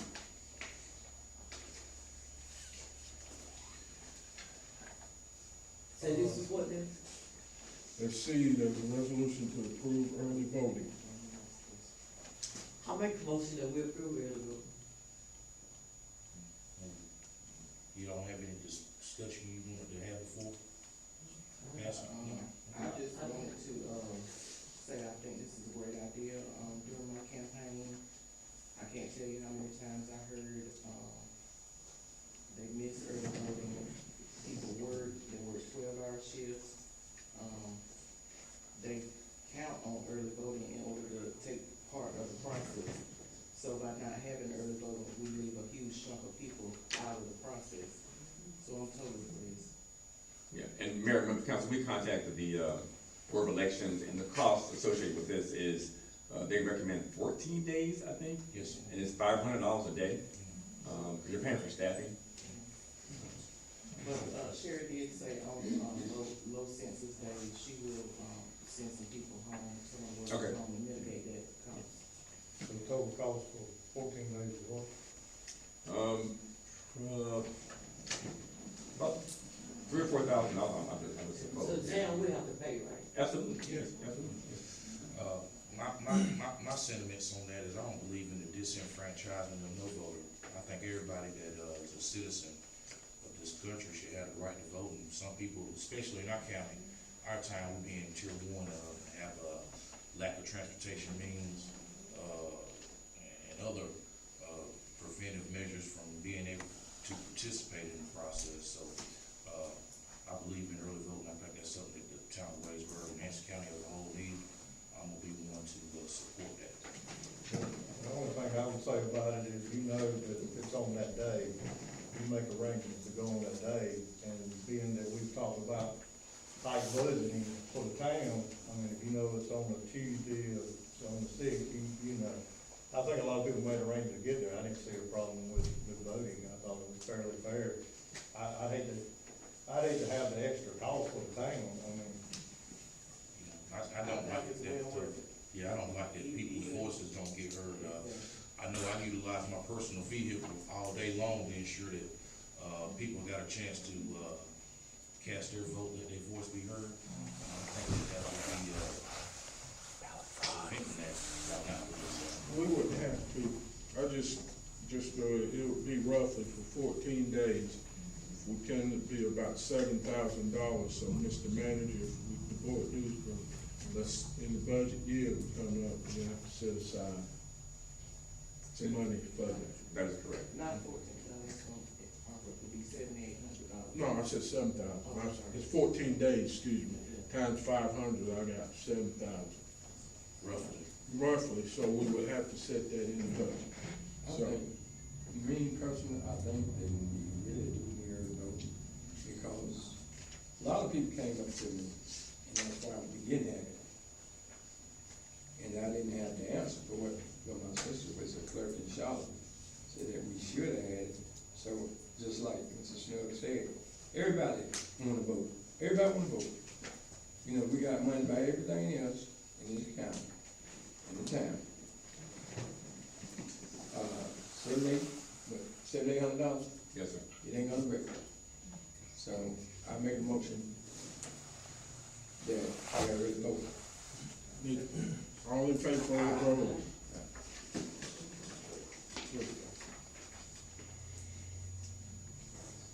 Was it one nay? Yeah, Okay. All right, just for the record, no, no. no, you fine, I don't think you got it. All right. Approval of contract to serve with ESO for the historical record storage for Blaisdell Fire Department. Scott, you can come up. Mayor, council, this contract is for all of our historical records. For the past 15 years, we've been using, one company called Emergency Reporting to handle pretty much everything that we do from day to day. Come January of 2025, we have to either have a new reporting system that is in place that supports the new federal requirements for reporting fire reports, incident reports, so on and so forth. We've got that. However, all of our historical data that we have for the fire department is probably the only department in the town of Wadesboro that is almost 100% paperless. Means we're in modern times. So we need to make sure that we still gain access to those records. In order for us to do that, we have to sign this contract. The contract is for $500 a year. We know it'll be good for at least 3 years, and when we get to that third year, we're hoping we'll have all of our data out of that system and into our new system. The biggest issue that we're having now is it's a new system and nobody knows how to use it. We're trying to learn how to use it, but that takes time. And all this is moving really, really, really fast, and so that's what this is for. Yeah, it's a great tool. Scott came to me and said we need to do it. Again, we are trying to modernize and go paperless throughout the town, on all departments. And so, you know, we're still stuck in the 90s, right? So we were trying to get out of that, and so this would be something moving towards that. Thank you. Need a motion to approve. Yeah, on this right here, I'm gonna stay neutral, because I'm not. Okay. So then that's your decision. You don't have to, per state law. The law doesn't require you to, Okay. but. I was gonna ask you that question. Yeah, and I apologize for not catching up with you, before. The issue is, so long as you're here in the meeting, you have a duty to vote. Okay. So there is the law doesn't require you to recuse, and you can state on the record, you know, your potential, conflict. I don't like to use that term because the law says you don't have a conflict. Okay. All the law says is, well, I wanna make sure we're right. Absolutely, yes, sir. All right. And so just to be clear, so the public knows that, Mr. Sellers is a, now elected official. He's also is a volunteer firefighter, right? He serves our community in 2 capacities. And, we want to make sure that we were following the laws relates to him being on this board. And so, he is allowed to continue, in both capacities, per state statute. Thank you, sir. I make a motion that we approve. Second. All in favor? Aye. Down here to item E, fiscal year 2026, 2027, budget development kickoff and calendar. So Jacob Hubert will discuss the, budget calendar. Excuse me, council. What you have in front of you kind of looks like a very long calendar with a lot of different writing on it. I'm gonna go down the list and kind of show you kind of what's going on. So what this is, it's a memorandum that Mr. Ross and I put together to officially kick off the budget development process for fiscal year 26-27. What it's gonna do is, the annual budget, it's very important. It's a very important fiscal guideline for our town. We're entering a very, very important fiscal year, to make changes and continue to making good changes that our town manager and our former finance officer started making when they were here, when they were hired. So the goal for the budget cycle is to focus on the improvements and the growth of Wadesboro, outlining all the requests with the strategic plan that we have here in the town. So below you'll find your proposed budget calendar and what we feel is a great outline to keep us on track and make sure that we're getting everything done by the time that we need to adopt this new budget in June. And on the back, what you have is a budget request sheet that I've created for you. I'm very big on transparency, and I would love for every council member, if you have a feel that you feel like we need something here in the town, and it's something that's close to your heart or it's on your mind, please put it on that sheet, send it to my email. Feel free to come up to me after the meeting, reach out to me for office hours. I would love to meet with any of you to go through some of these things and see if we can get them on our budget for the fiscal year 26-27. Thank you. Item F was an amendment. Item F is the mayor from Morgan has requested for us to donate a used, no, need a motion to approve that for the calendar year. So moved. Second. All in favor? But the mayor of Morgan has requested for us to donate one of our used police vehicles that is not in fleet any longer. I think if we can, I think it'd be a good gesture to help our neighbor or help the city, the town of Morgan, if we can do that. So that's from the mayor, Tim Watkins. He wants to donate a vehicle from our fleet that is no longer in use. Yeah, That is correct. due to limited resources. Of theirs. Yes. Do we have it, or? We have discussed with our police department, we have a lot of aging police vehicles. We currently have a lease program with Enterprise for about, I think, 15 police vehicles. But the rest we own, and there are some that are just old, 2008 Dodge Charger. We got a lot of old vehicles. So the mayor of Morgan contacted me and asked me if I would ask the council, and that's why I'm bringing it to your attention. I think we do have one vehicle that we can Scott is over our fleet. I think we can. Kind of caught off guard by this one, just a little bit.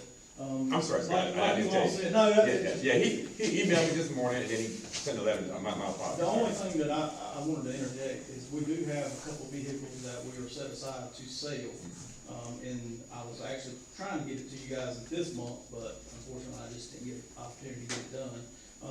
But these vehicles have been stripped. They have no police markings or anything on them. And so I just want to make sure you were aware, and they were aware, basically what they're getting is just a basic vehicle. They would have to outfit them with, public safety lighting and sirens and all that. So that's all I want to make sure everybody. The one that we do have some that we have scheduled to sell. That is correct. This will not be on the list, the one we're gonna give this, to town of Morgan. The town of Morgan said they have very, very limited resources, and they still don't have the resources to. So what will be the value of the vehicle that we're not the one we're selling, the one you want to give? $2,000. Cheap, about $2,000. Okay. I mean, that's what you're gonna get it for. They know that? I'm sorry? They don't have $2,000, that discretionary fund? Yeah, sir, I don't know their resources in the town of Morgan. I didn't think you did. They as a gesture, to help our neighbor, our town, we have old vehicles that 2008 Charger that we're not using, that's it's stripped down. Can we do that legally, or do we have to sell it for $1? I mean, can we actually? So what you'd be doing is declaring it surplus. Yes. And you can sell it if you'd like, or you can donate it. The statutes do allow one local government to donate to another local government. And they have to pay their taxes and stuff on it. If there's value to If it, there's value. but keep in mind, local governments typically aren't paying those taxes. The town has done it before. The town has agreed to do it before. Has? Yes, sir. The old council has done this before. Been standard practice. Mr. Davis, you remember? Been standard practice. Yeah. Because the shoe Monday could be on our foot. That's right. I make a motion that we donate a car to Morgan Police Department. Need a second? I second. All in favor? Uh, Unanimous.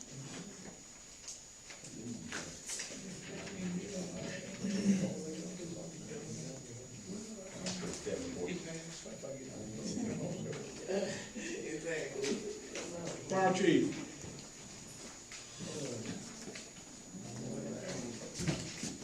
All right, a few updates for you all, over, some of my respective, titles here. First is Parks and Rec. We'll let you all know, I did listen, to Mr. Smalls, and I got a copy of his, presentation for us to sit down and discuss at some opportunity with Mr. Ross on some ways to improve our parks. But let me let you all know, I could not remember if I talked about it last council meeting back in, November or not, so I'll just say it again. The splash pad, all the repairs have been completed with it. We got all that issue resolved. The final grading, if you all remember, on the backside around the green water holding tank, that was a big old mound of dirt there for a while. All that's been taken care of, it's been graded.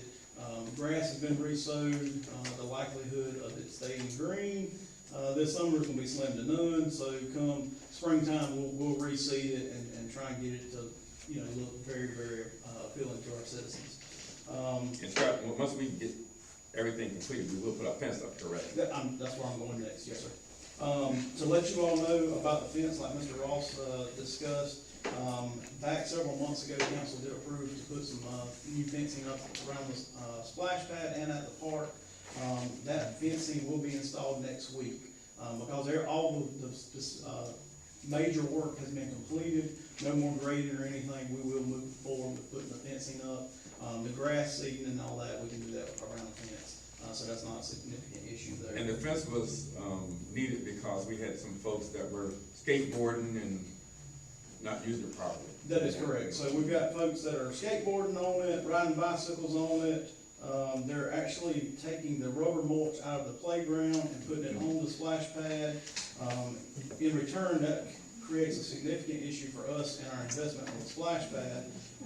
The mulch, is a big issue because it's rubber mulch, and all that water drains back into our holding tank, which is the green, tank off to the side. And then our pump picks all that up, carries it back through it, and tries to spit it out, which is eventually gonna clog up, one of the water features. It may damage the pump, so on and so forth. And also, we've gotten rocks and stuff out of it as well. So now that the splash pad is closed, come next week, whenever they get the fence put up, whenever it's done, we'll put a lock on it, and that'll keep everybody off that pad until, the springtime, when we get it ready to open back up. And we've already started making some improvements, to get a lot of our needed equipment to get it started back up already in-house, so we do have that going there. Any questions on the parks at this present moment? I'd like to say something, I think you hit on a minute ago, and I think there's a lot of people over there with kids. I'd like to see us expand that part, if we can look at, and you being Parks and Rec, and you can give them, Mr. Ross. I'd like to see it about expanding that part. We travel quite a bit, have been doing it for 11 years, and we play a lot of softball out of town. Sadly, we played a lot of old parks that are generating money and revenue for their parks by ball fields. And it don't take about 2 or 3 fields, and, you know, the director come in, and you've got snacks and food and stuff like that. And being that we got a couple ball fields, or if we can invest in that park, I think the mayor even said something about pickleball. I think he's a big pickleball fan over there. So I really like to see that town park, and I think we do have another park down on Old Isle Road, is that correct? Yes, we just got that. Yeah, we just got that. So I really like to see us move forward on something like that, because if we don't invest in our kids, nobody else is, and that seems to be an agreement with this town. Yes, sir. So just to give you guys a little bit of background, Ms. Garris had actually reached out to me, several months ago, and just, you know, hey, what's it gonna cost to build a basketball court, a pickleball court, and I believe it was a tennis court, was that correct? And, so I'm working on getting some arbitrary numbers, and you all know what that means by arbitrary, it's just, you know, some numbers that we can think and have in the back of our mind, and then we can expand on that. Pickleball is about 30,000. Pickleball is the up-and-coming tennis. The one gentleman that I talked to said that, tennis courts are almost, inexistent, obsolete now. Do we not have a tennis court at the, little, park? There We used to do be not, one out there. we do not, but Anson County does just now. Okay, I thought it used to be one out there. Chief Morton, Yes, sir. the land was donated, it's plenty of land out there. That is correct. I want to say there's somewhere between 15 and 20 acres out there. Some of the significant issues with that, and I do not know how it plays with parks, we gotta do our research, but some of that is in floodplain. So I'm not sure if we can build on that or not. We were actually, before we built our fire training facility, we were actually looking at building on the very back side of it where the creek from Burn Street runs. And one of the issues that we run into, and I believe LKC actually was the ones helping us with that, said that if we ever wanted to, take a loan or anything out, being that it was on a floodplain and we built on it, we wouldn't be able to use it as collateral. So that's why we didn't move to use that facility. But that is correct. There is a good bit of land out there. Hey, the park it had 2 phases to it. Phase 1 got built, okay? It could never be at phase 2, I think, because of the water. Okay, and I don't know all that information. Mr. Lawrence was on that. We definitely have to find out. If you've got some of those documentations, I'd love to look at. I knew the guy that had donated land, phase 2, it would cost a couple million dollars. I've got an idea on how we can do some of that, but we can discuss it maybe at the budget retreat or something like that. Moving into the fire department, for those of you that may or may not know, we did have a pretty significant fire last Wednesday, over on Odom Street. Just wanted to give a shout out and kudos to every department in this county, because we did have every department in this county, literally helping us with either manpower or standing by for other departments. That fire was an abandoned house fire, that had become a hoarder house. Pretty much anything that you could think of was in the yard, was present. On top of that, it was a wind-driven fire, which means if you all see it on the news down at the beach, the winds, really have an adverse effect on us doing our operations. We did have a wind-driven fire. We were very, very, very close to burning 3 or 4 other houses on Bennett Street down. And because of the fast response from those departments willing to help us, we did save that Bennett Street area. As we move down, it's getting cold. So with that being said, I want to encourage each and every one of you, as well as the audience, make sure that you're checking your smoke alarms, make sure they work. If you're using any petroleum or fuel products, make sure you have a working carbon monoxide alarm. If you need smoke alarms, please reach out to us at the fire department and we will help you. We cannot help you with carbon monoxide alarms. The state has stopped giving those out due to their cost, but if somebody has one and they need help putting it up, call the fire department, we'll come out and help them get it put up. So that's all I have, unless you guys have anything else. Where's the fire truck coming? So I could tell you it would be here tomorrow, but I would be lying. We are anticipating it to be here next week. I really didn't want to say anything because I didn't want to have to eat crow if it doesn't show up. Well, it was coming. But it's coming. It is coming. I got a phone call Saturday. They were wanting to be here today. They run into a glitch in Denver. It's in North Carolina now, so that is a positive. They run into a glitch in Denver with it, expecting it to be here sometime next week. So. And I will say that fire was pretty substantial, and I think every department, including the police department, did a really good job. Yeah, and I'm glad you said that. I failed to mention the police department, but Chief didn't have no water hose. They helped significantly. In my career, I've been in the fire service for 22 years. I've spent 18 years here with the town, and in those 10 years there, I don't know if we've ever put 40 to 50 people on the ground for a fire. We literally had, I sat there and counted them earlier, we were somewhere between 48 and 50 people on the ground, literally helping us fight that fire. So that's significant for a small community. For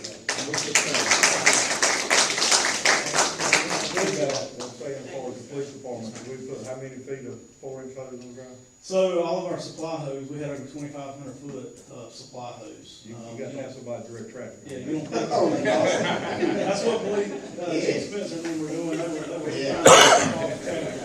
He was pretty busy investigating too, right? Yeah. Somebody that's a dangerous job out there. Yes. Traffic harm. Mayor, council, appreciate everything you all have supported us. Did we have a turkey fire too? Then we had 2 fires going on. We had another fire. Don't know about that. Was it a car fire or something? We had a wreck.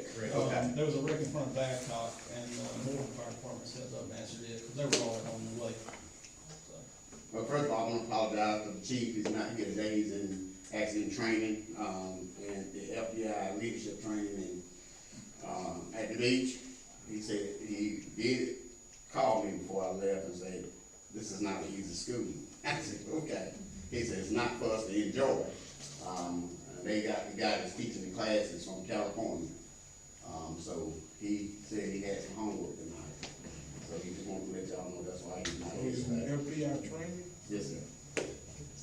Bring more assets to the town of Wadesboro.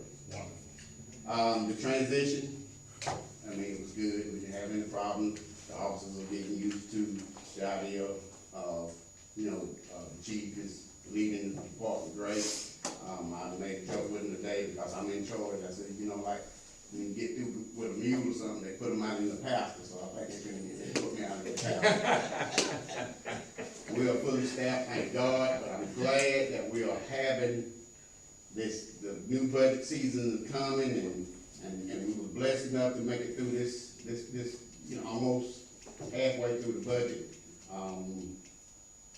We are fully staffed at 20 officers.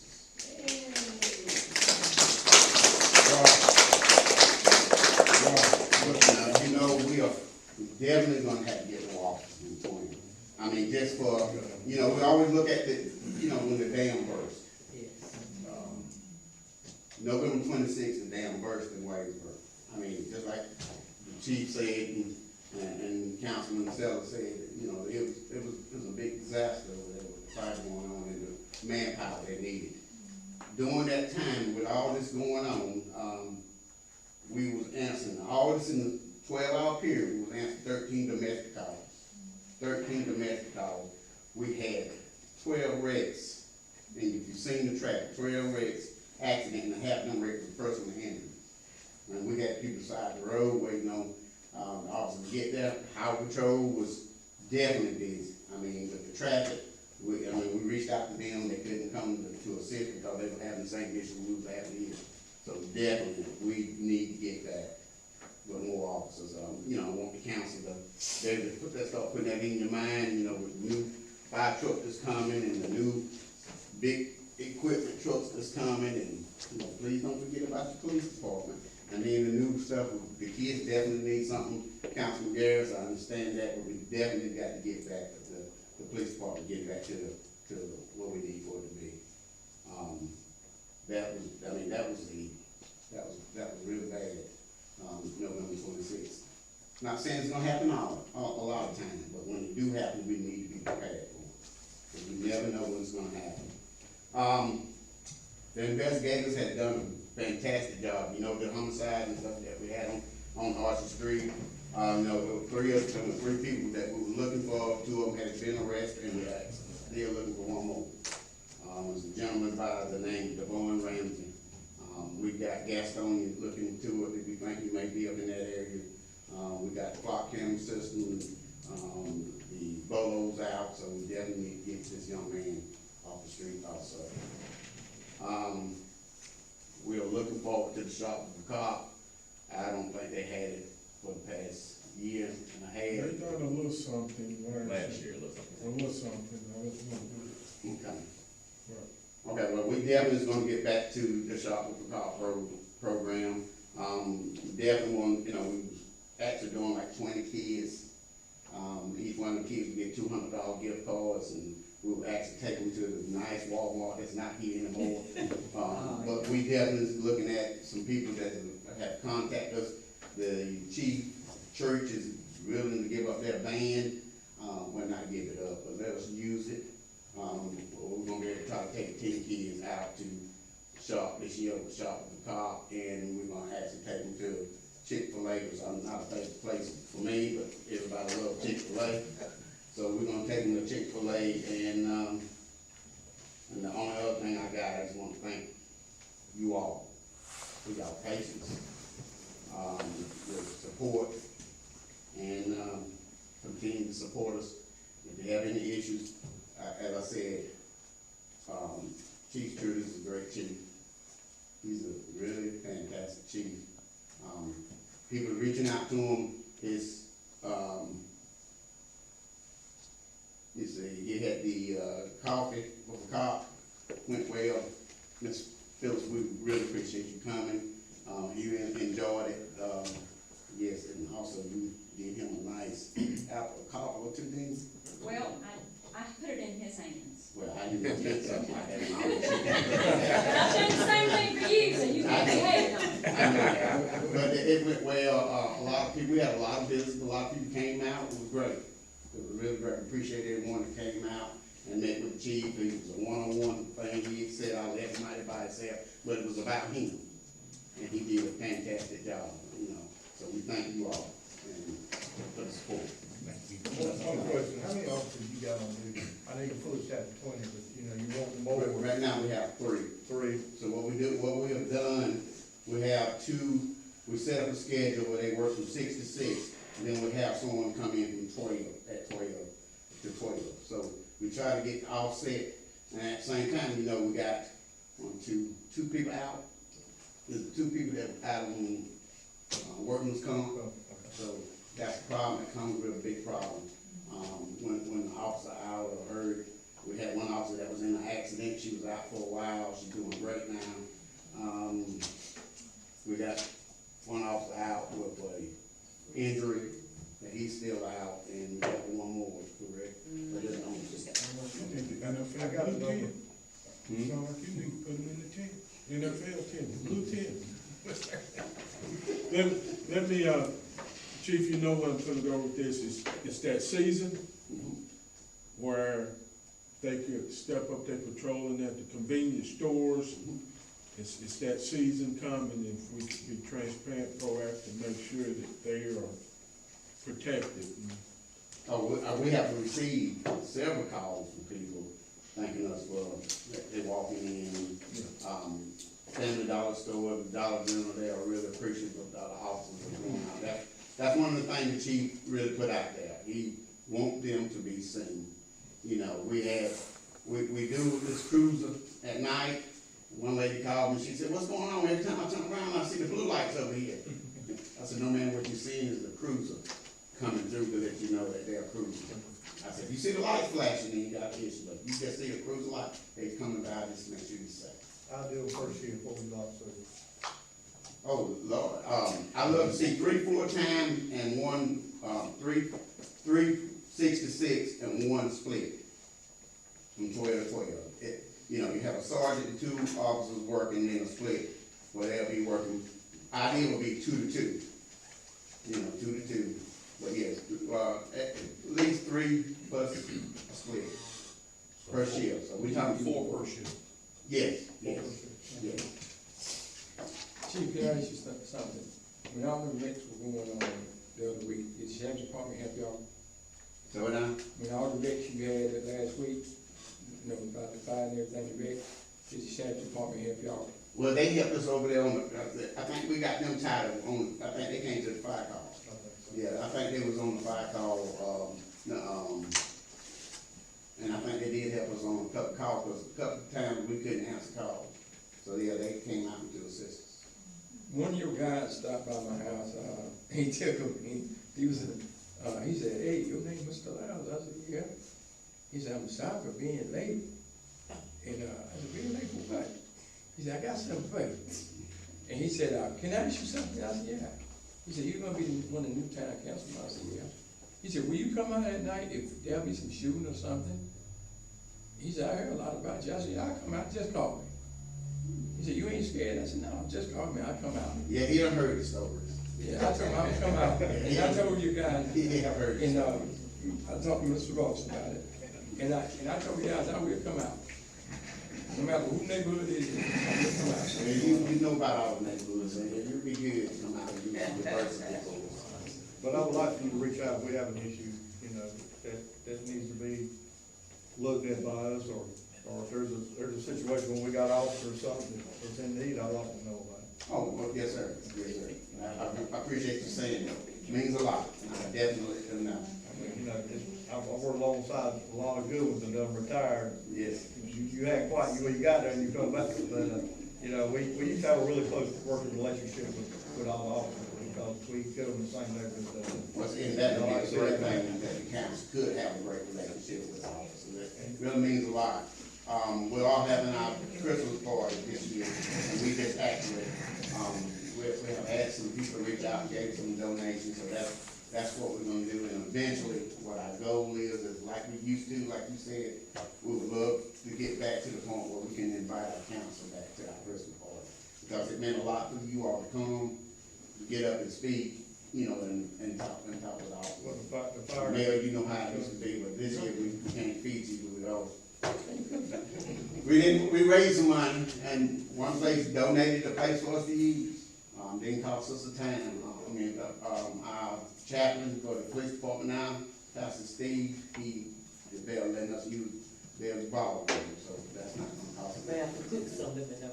Well, that sounds good, and you can send us some desserts.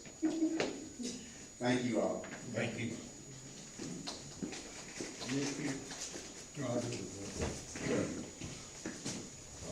For public services, you wanna go ahead? Okay, I'll do it. Nick's not here tonight, so the street department, they have completed all their Christmas lights up in the town, and they're working on some pavement.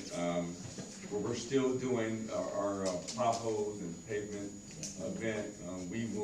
The last project will be before, this season will probably be the Wade Mill project, so they're gonna be working on that in the next couple of days, weather permitting. So we have done a pretty good job of trying to fill the potholes and repave some of these streets in the town. It was long neglected, and we addressed it immediately, and we're getting to a point where we're starting to fix some of the streets. Sanitation, they're back on normal schedule because of the holiday. They're working to basically caught up as well with the yard waste, and that truck is back working, so that's a good thing. Let's see. How you know I was going there? I feel it. Yeah, but also too. The limb truck's working there? Yes, sir, it is. Yeah. So, the sewer and the water department is reading meters. We have partnered with Charlotte Water to train our sewer and water department folks, get them caught up to speed. We've had some challenges with some of our personnel in our sewer and water departments. So we partnered with the city of Charlotte. They were very helpful, and they're gonna help us train some of our folks. So that's a great thing. Let's see what else. And I think that's it. Scott covered parks and recreation. And that is it for me. Thank you.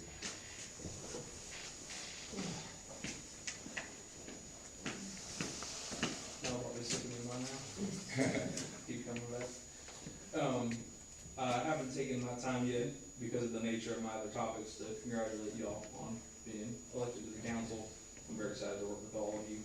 With that being said, you've got 4 things in front of you from me for my normal financial report that I provide to council every month.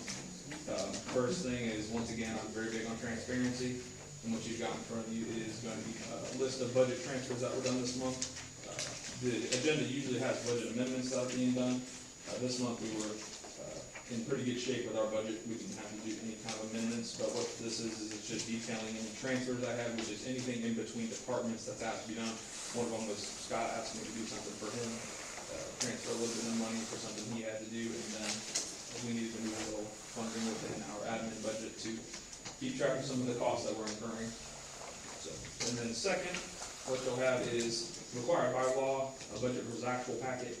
This is all of our accounts, revenues, expenditures from our enterprise as well as our general fund. It details everything. You can see what percentage spent we are, where we are with each account. If you have any questions, please feel free to ask. And then the 2 things that I present are going to be a summary where you have graphs and numbers and charts to kind of show you where we stand at, as of the end of October 31st. And it compares it to last year at this time, so October 31st of 2024. And then finally, you got a little memo. And what I'm going to do is I'm going to read through. I got important information and numbers on there to kind of help you follow along. If you have any questions at any point, just stop me, okay? But what this is the budget versus actual reports as of October 31st, 2025. is gonna give you a comprehensive financial snapshot of both general and water sewer funds. If you follow along on the memo or on that 3-page budget versus actual summary, you'll kind of keeping on track with me here. So, starting with our general fund, we've so far collected $1.42 million in revenues. We are on track with those. We expect to collect more at the beginning of this coming calendar year. We expect to incur more revenues, which is gonna be good. We're gonna need those long term. Expenditures, we spent $2.14 million so far and encumbered $188,800 in funding, which encumbrances are if we put together a purchase order, funds are taken out of the budget to encumber just because we expect to pay those funds at a later date. So we encumber, that's what encumbrances are. That puts our operating deficit at $725,000. I know that looks bad, don't panic. At this point, last year, we were actually at $1.388 million operating deficit. So we're doing really well, we're collecting revenues, and we're gonna continue to collect more and more over time. So, the large amount of revenue collected, that implies that multiple months of property taxes and vehicle taxes were collected. We did that last month. And November will show another increase in revenue, more revenue will be collected in the second half. So, going to water sewer, we've collected $1.1 million in revenues. The expenditures are split between water and sewer. Water is at $458,800 and sewer is at $334,100 as far as expenditures so far, and we've encumbered only about $41,800 in our water sewer fund so far. That puts at a net operating position of $305,000. We are very, very healthy in our water sewer funds right now. We have ample funding to do things, and we are currently, Mr. Ross and I are currently looking at ways to save money, not just in our general fund to move funds around and put things in different places to save us money there, but also in the water sewer so we can continue to grow. So, cash and investments, as of October 31st, 2025, we still stand at a pretty hefty cash and investment holding at $8.16 million, marking an increase of $1.3 million compared to this period last year. So we have gained $1.3 million in about from right now to last year. We've gained that much. So doing very, very well there. And if you want to see a little snapshot of kind of where we are, Mr. Ross and Ms. Mason actually moved a lot of our cash investments and investments into interest-bearing accounts. And you can see that about a year ago now is when they started to make those transfers. So you can see that non-interest bearing right now, we stand at 1.4 million and then interest bearing is at 6.8. And as of last year, it's about similar, $1.6 million non-interest and then 5 million interest bearing. So they made those changes, very, very good job on their part. We're doing very, very well there. Yeah, so what we got here, we had money just sitting in an account and not making any interest. Yeah, no growth at all. No growth at all. So we immediately moved that. So kudos to them, very good decision because as you can see, if you gain $1.3 million in accrued interest just by moving it into an interest-bearing account, you're doing something right. So, and it's very simple. So all you got to do is renew it every time. So, but that is well-managed investments by them. Congratulations on that. What to expect going forward? We're going to continue to monitor our budget to make sure that if there's anything that we do want to do to save money, we're going to try to do that. It's going to be tight this year, but we're coming off of years of being in the red, and we're trying to move our way towards the green a little bit, and we're doing very, very well. We're on very, very, very good track right now. So it's looking good there. And the audit is still in process. Throughout the audit, there's going to be adjustments that keep coming in. We're running into some snafus because right now we're trying to work out the details on those. But the audit is still going on. I cannot give you, like last month you asked me for an exact date. I cannot give you that. Our auditor still has not provided an exact date. If I had to guess, it could be prior to December 31st, but with the stuff that we've been receiving, journal entry adjustment wise, I couldn't give you any accurate answer correctly. So, and I don't want to do that. So. But to any of the new council members, anyone at all, once again, I want to open my office hours to any of you who have any questions, you want to inquire about our budget. I would love to sit down with you and talk with you. Please, I'm always there, usually 8 a.m. to 5 p.m., Monday through Friday. Send me an email, catch me after the meeting. I would love to meet with you. So, what do we have in fund balance? What's our fund balance? Right now, if you look at our total fund balance, off the top of my head, I think we're sitting at $2.6 or 2.9. Right Right there, but that's total fund balance. Obviously, we have restricted funding for the police, where we have about $90,000 of restricted funding for the police, and then, Scott, you know what you have for the fire? 60,000. 60, so those are the funds that you can only spend for those specific departments, for sure. So out of that 2.8, we have 140 that's restricted. Roundabout, yeah. Yeah, yes, sir. Okay. I can give you exact numbers if you would like. I'm good. You know, any questions? Thank you. Thank you. All right, just real quick, just like Jacob said, it's gonna be tight this year. When we got here last year,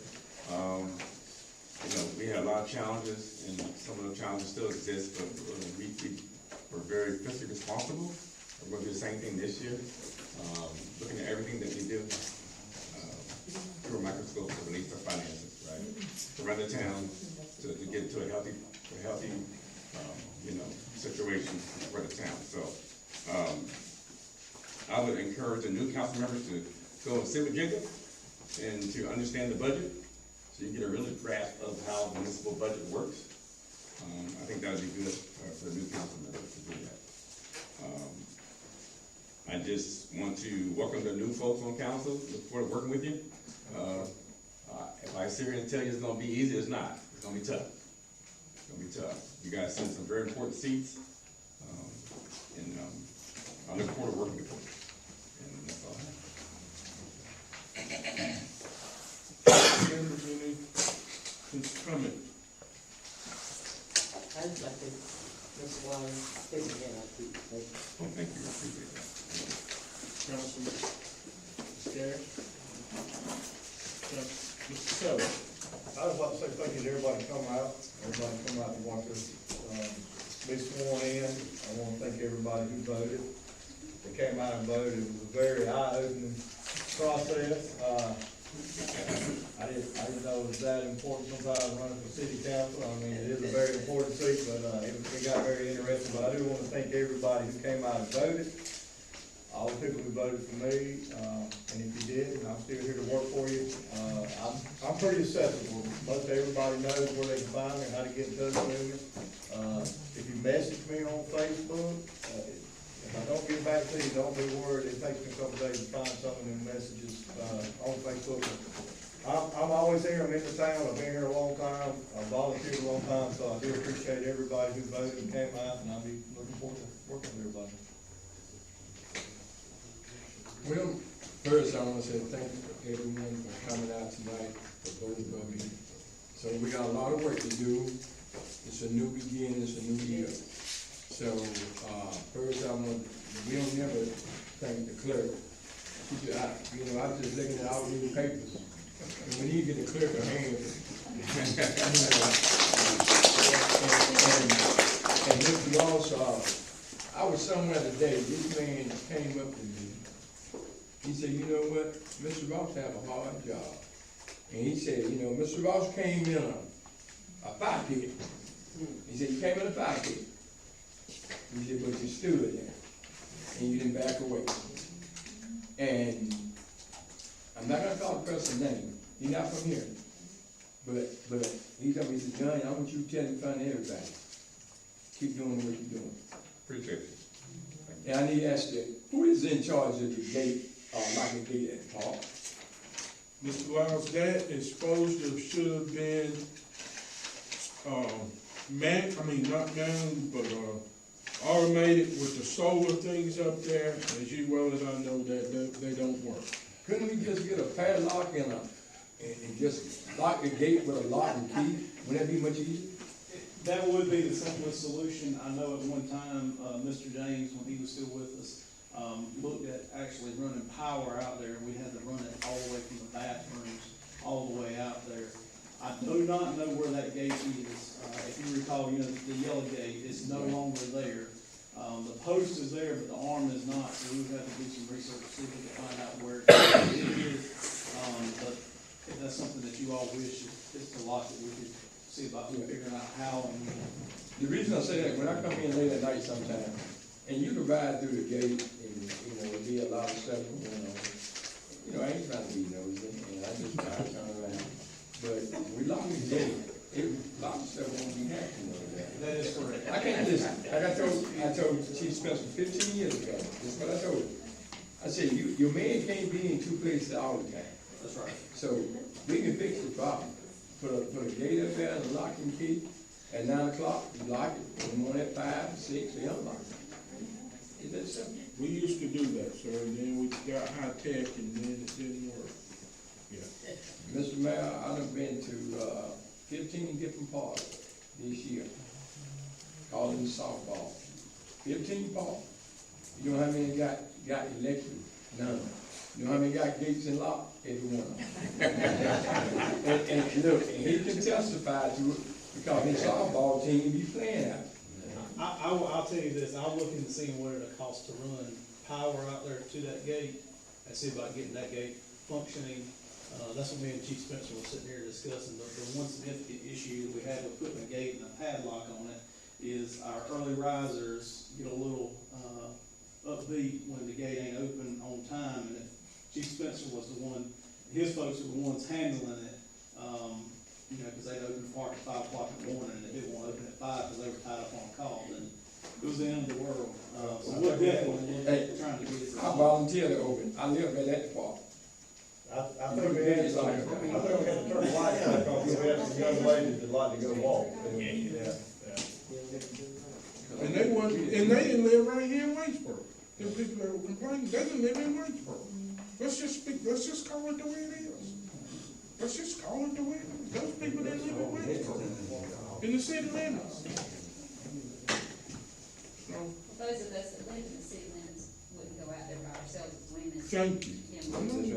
It's just not safe. The overgrown in the center, when the park was first designed, and it was flat land, and there were no bushes and no trees. And I tried to approach people then and say, it's going to get to the point where no woman is gonna wanna be out there hardly in the daytime by themselves alone, in the early morning or at night. But they come in droves. Mr. Snow.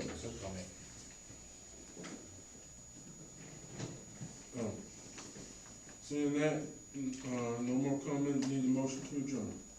I like to say one thing, I like to welcome each and every one of you. And I know we're gonna do a great job working together. I need a motion to go in closed session. So moved. Step. All in favor? Aye. We're going into closed session. Thank you all. Have a great night.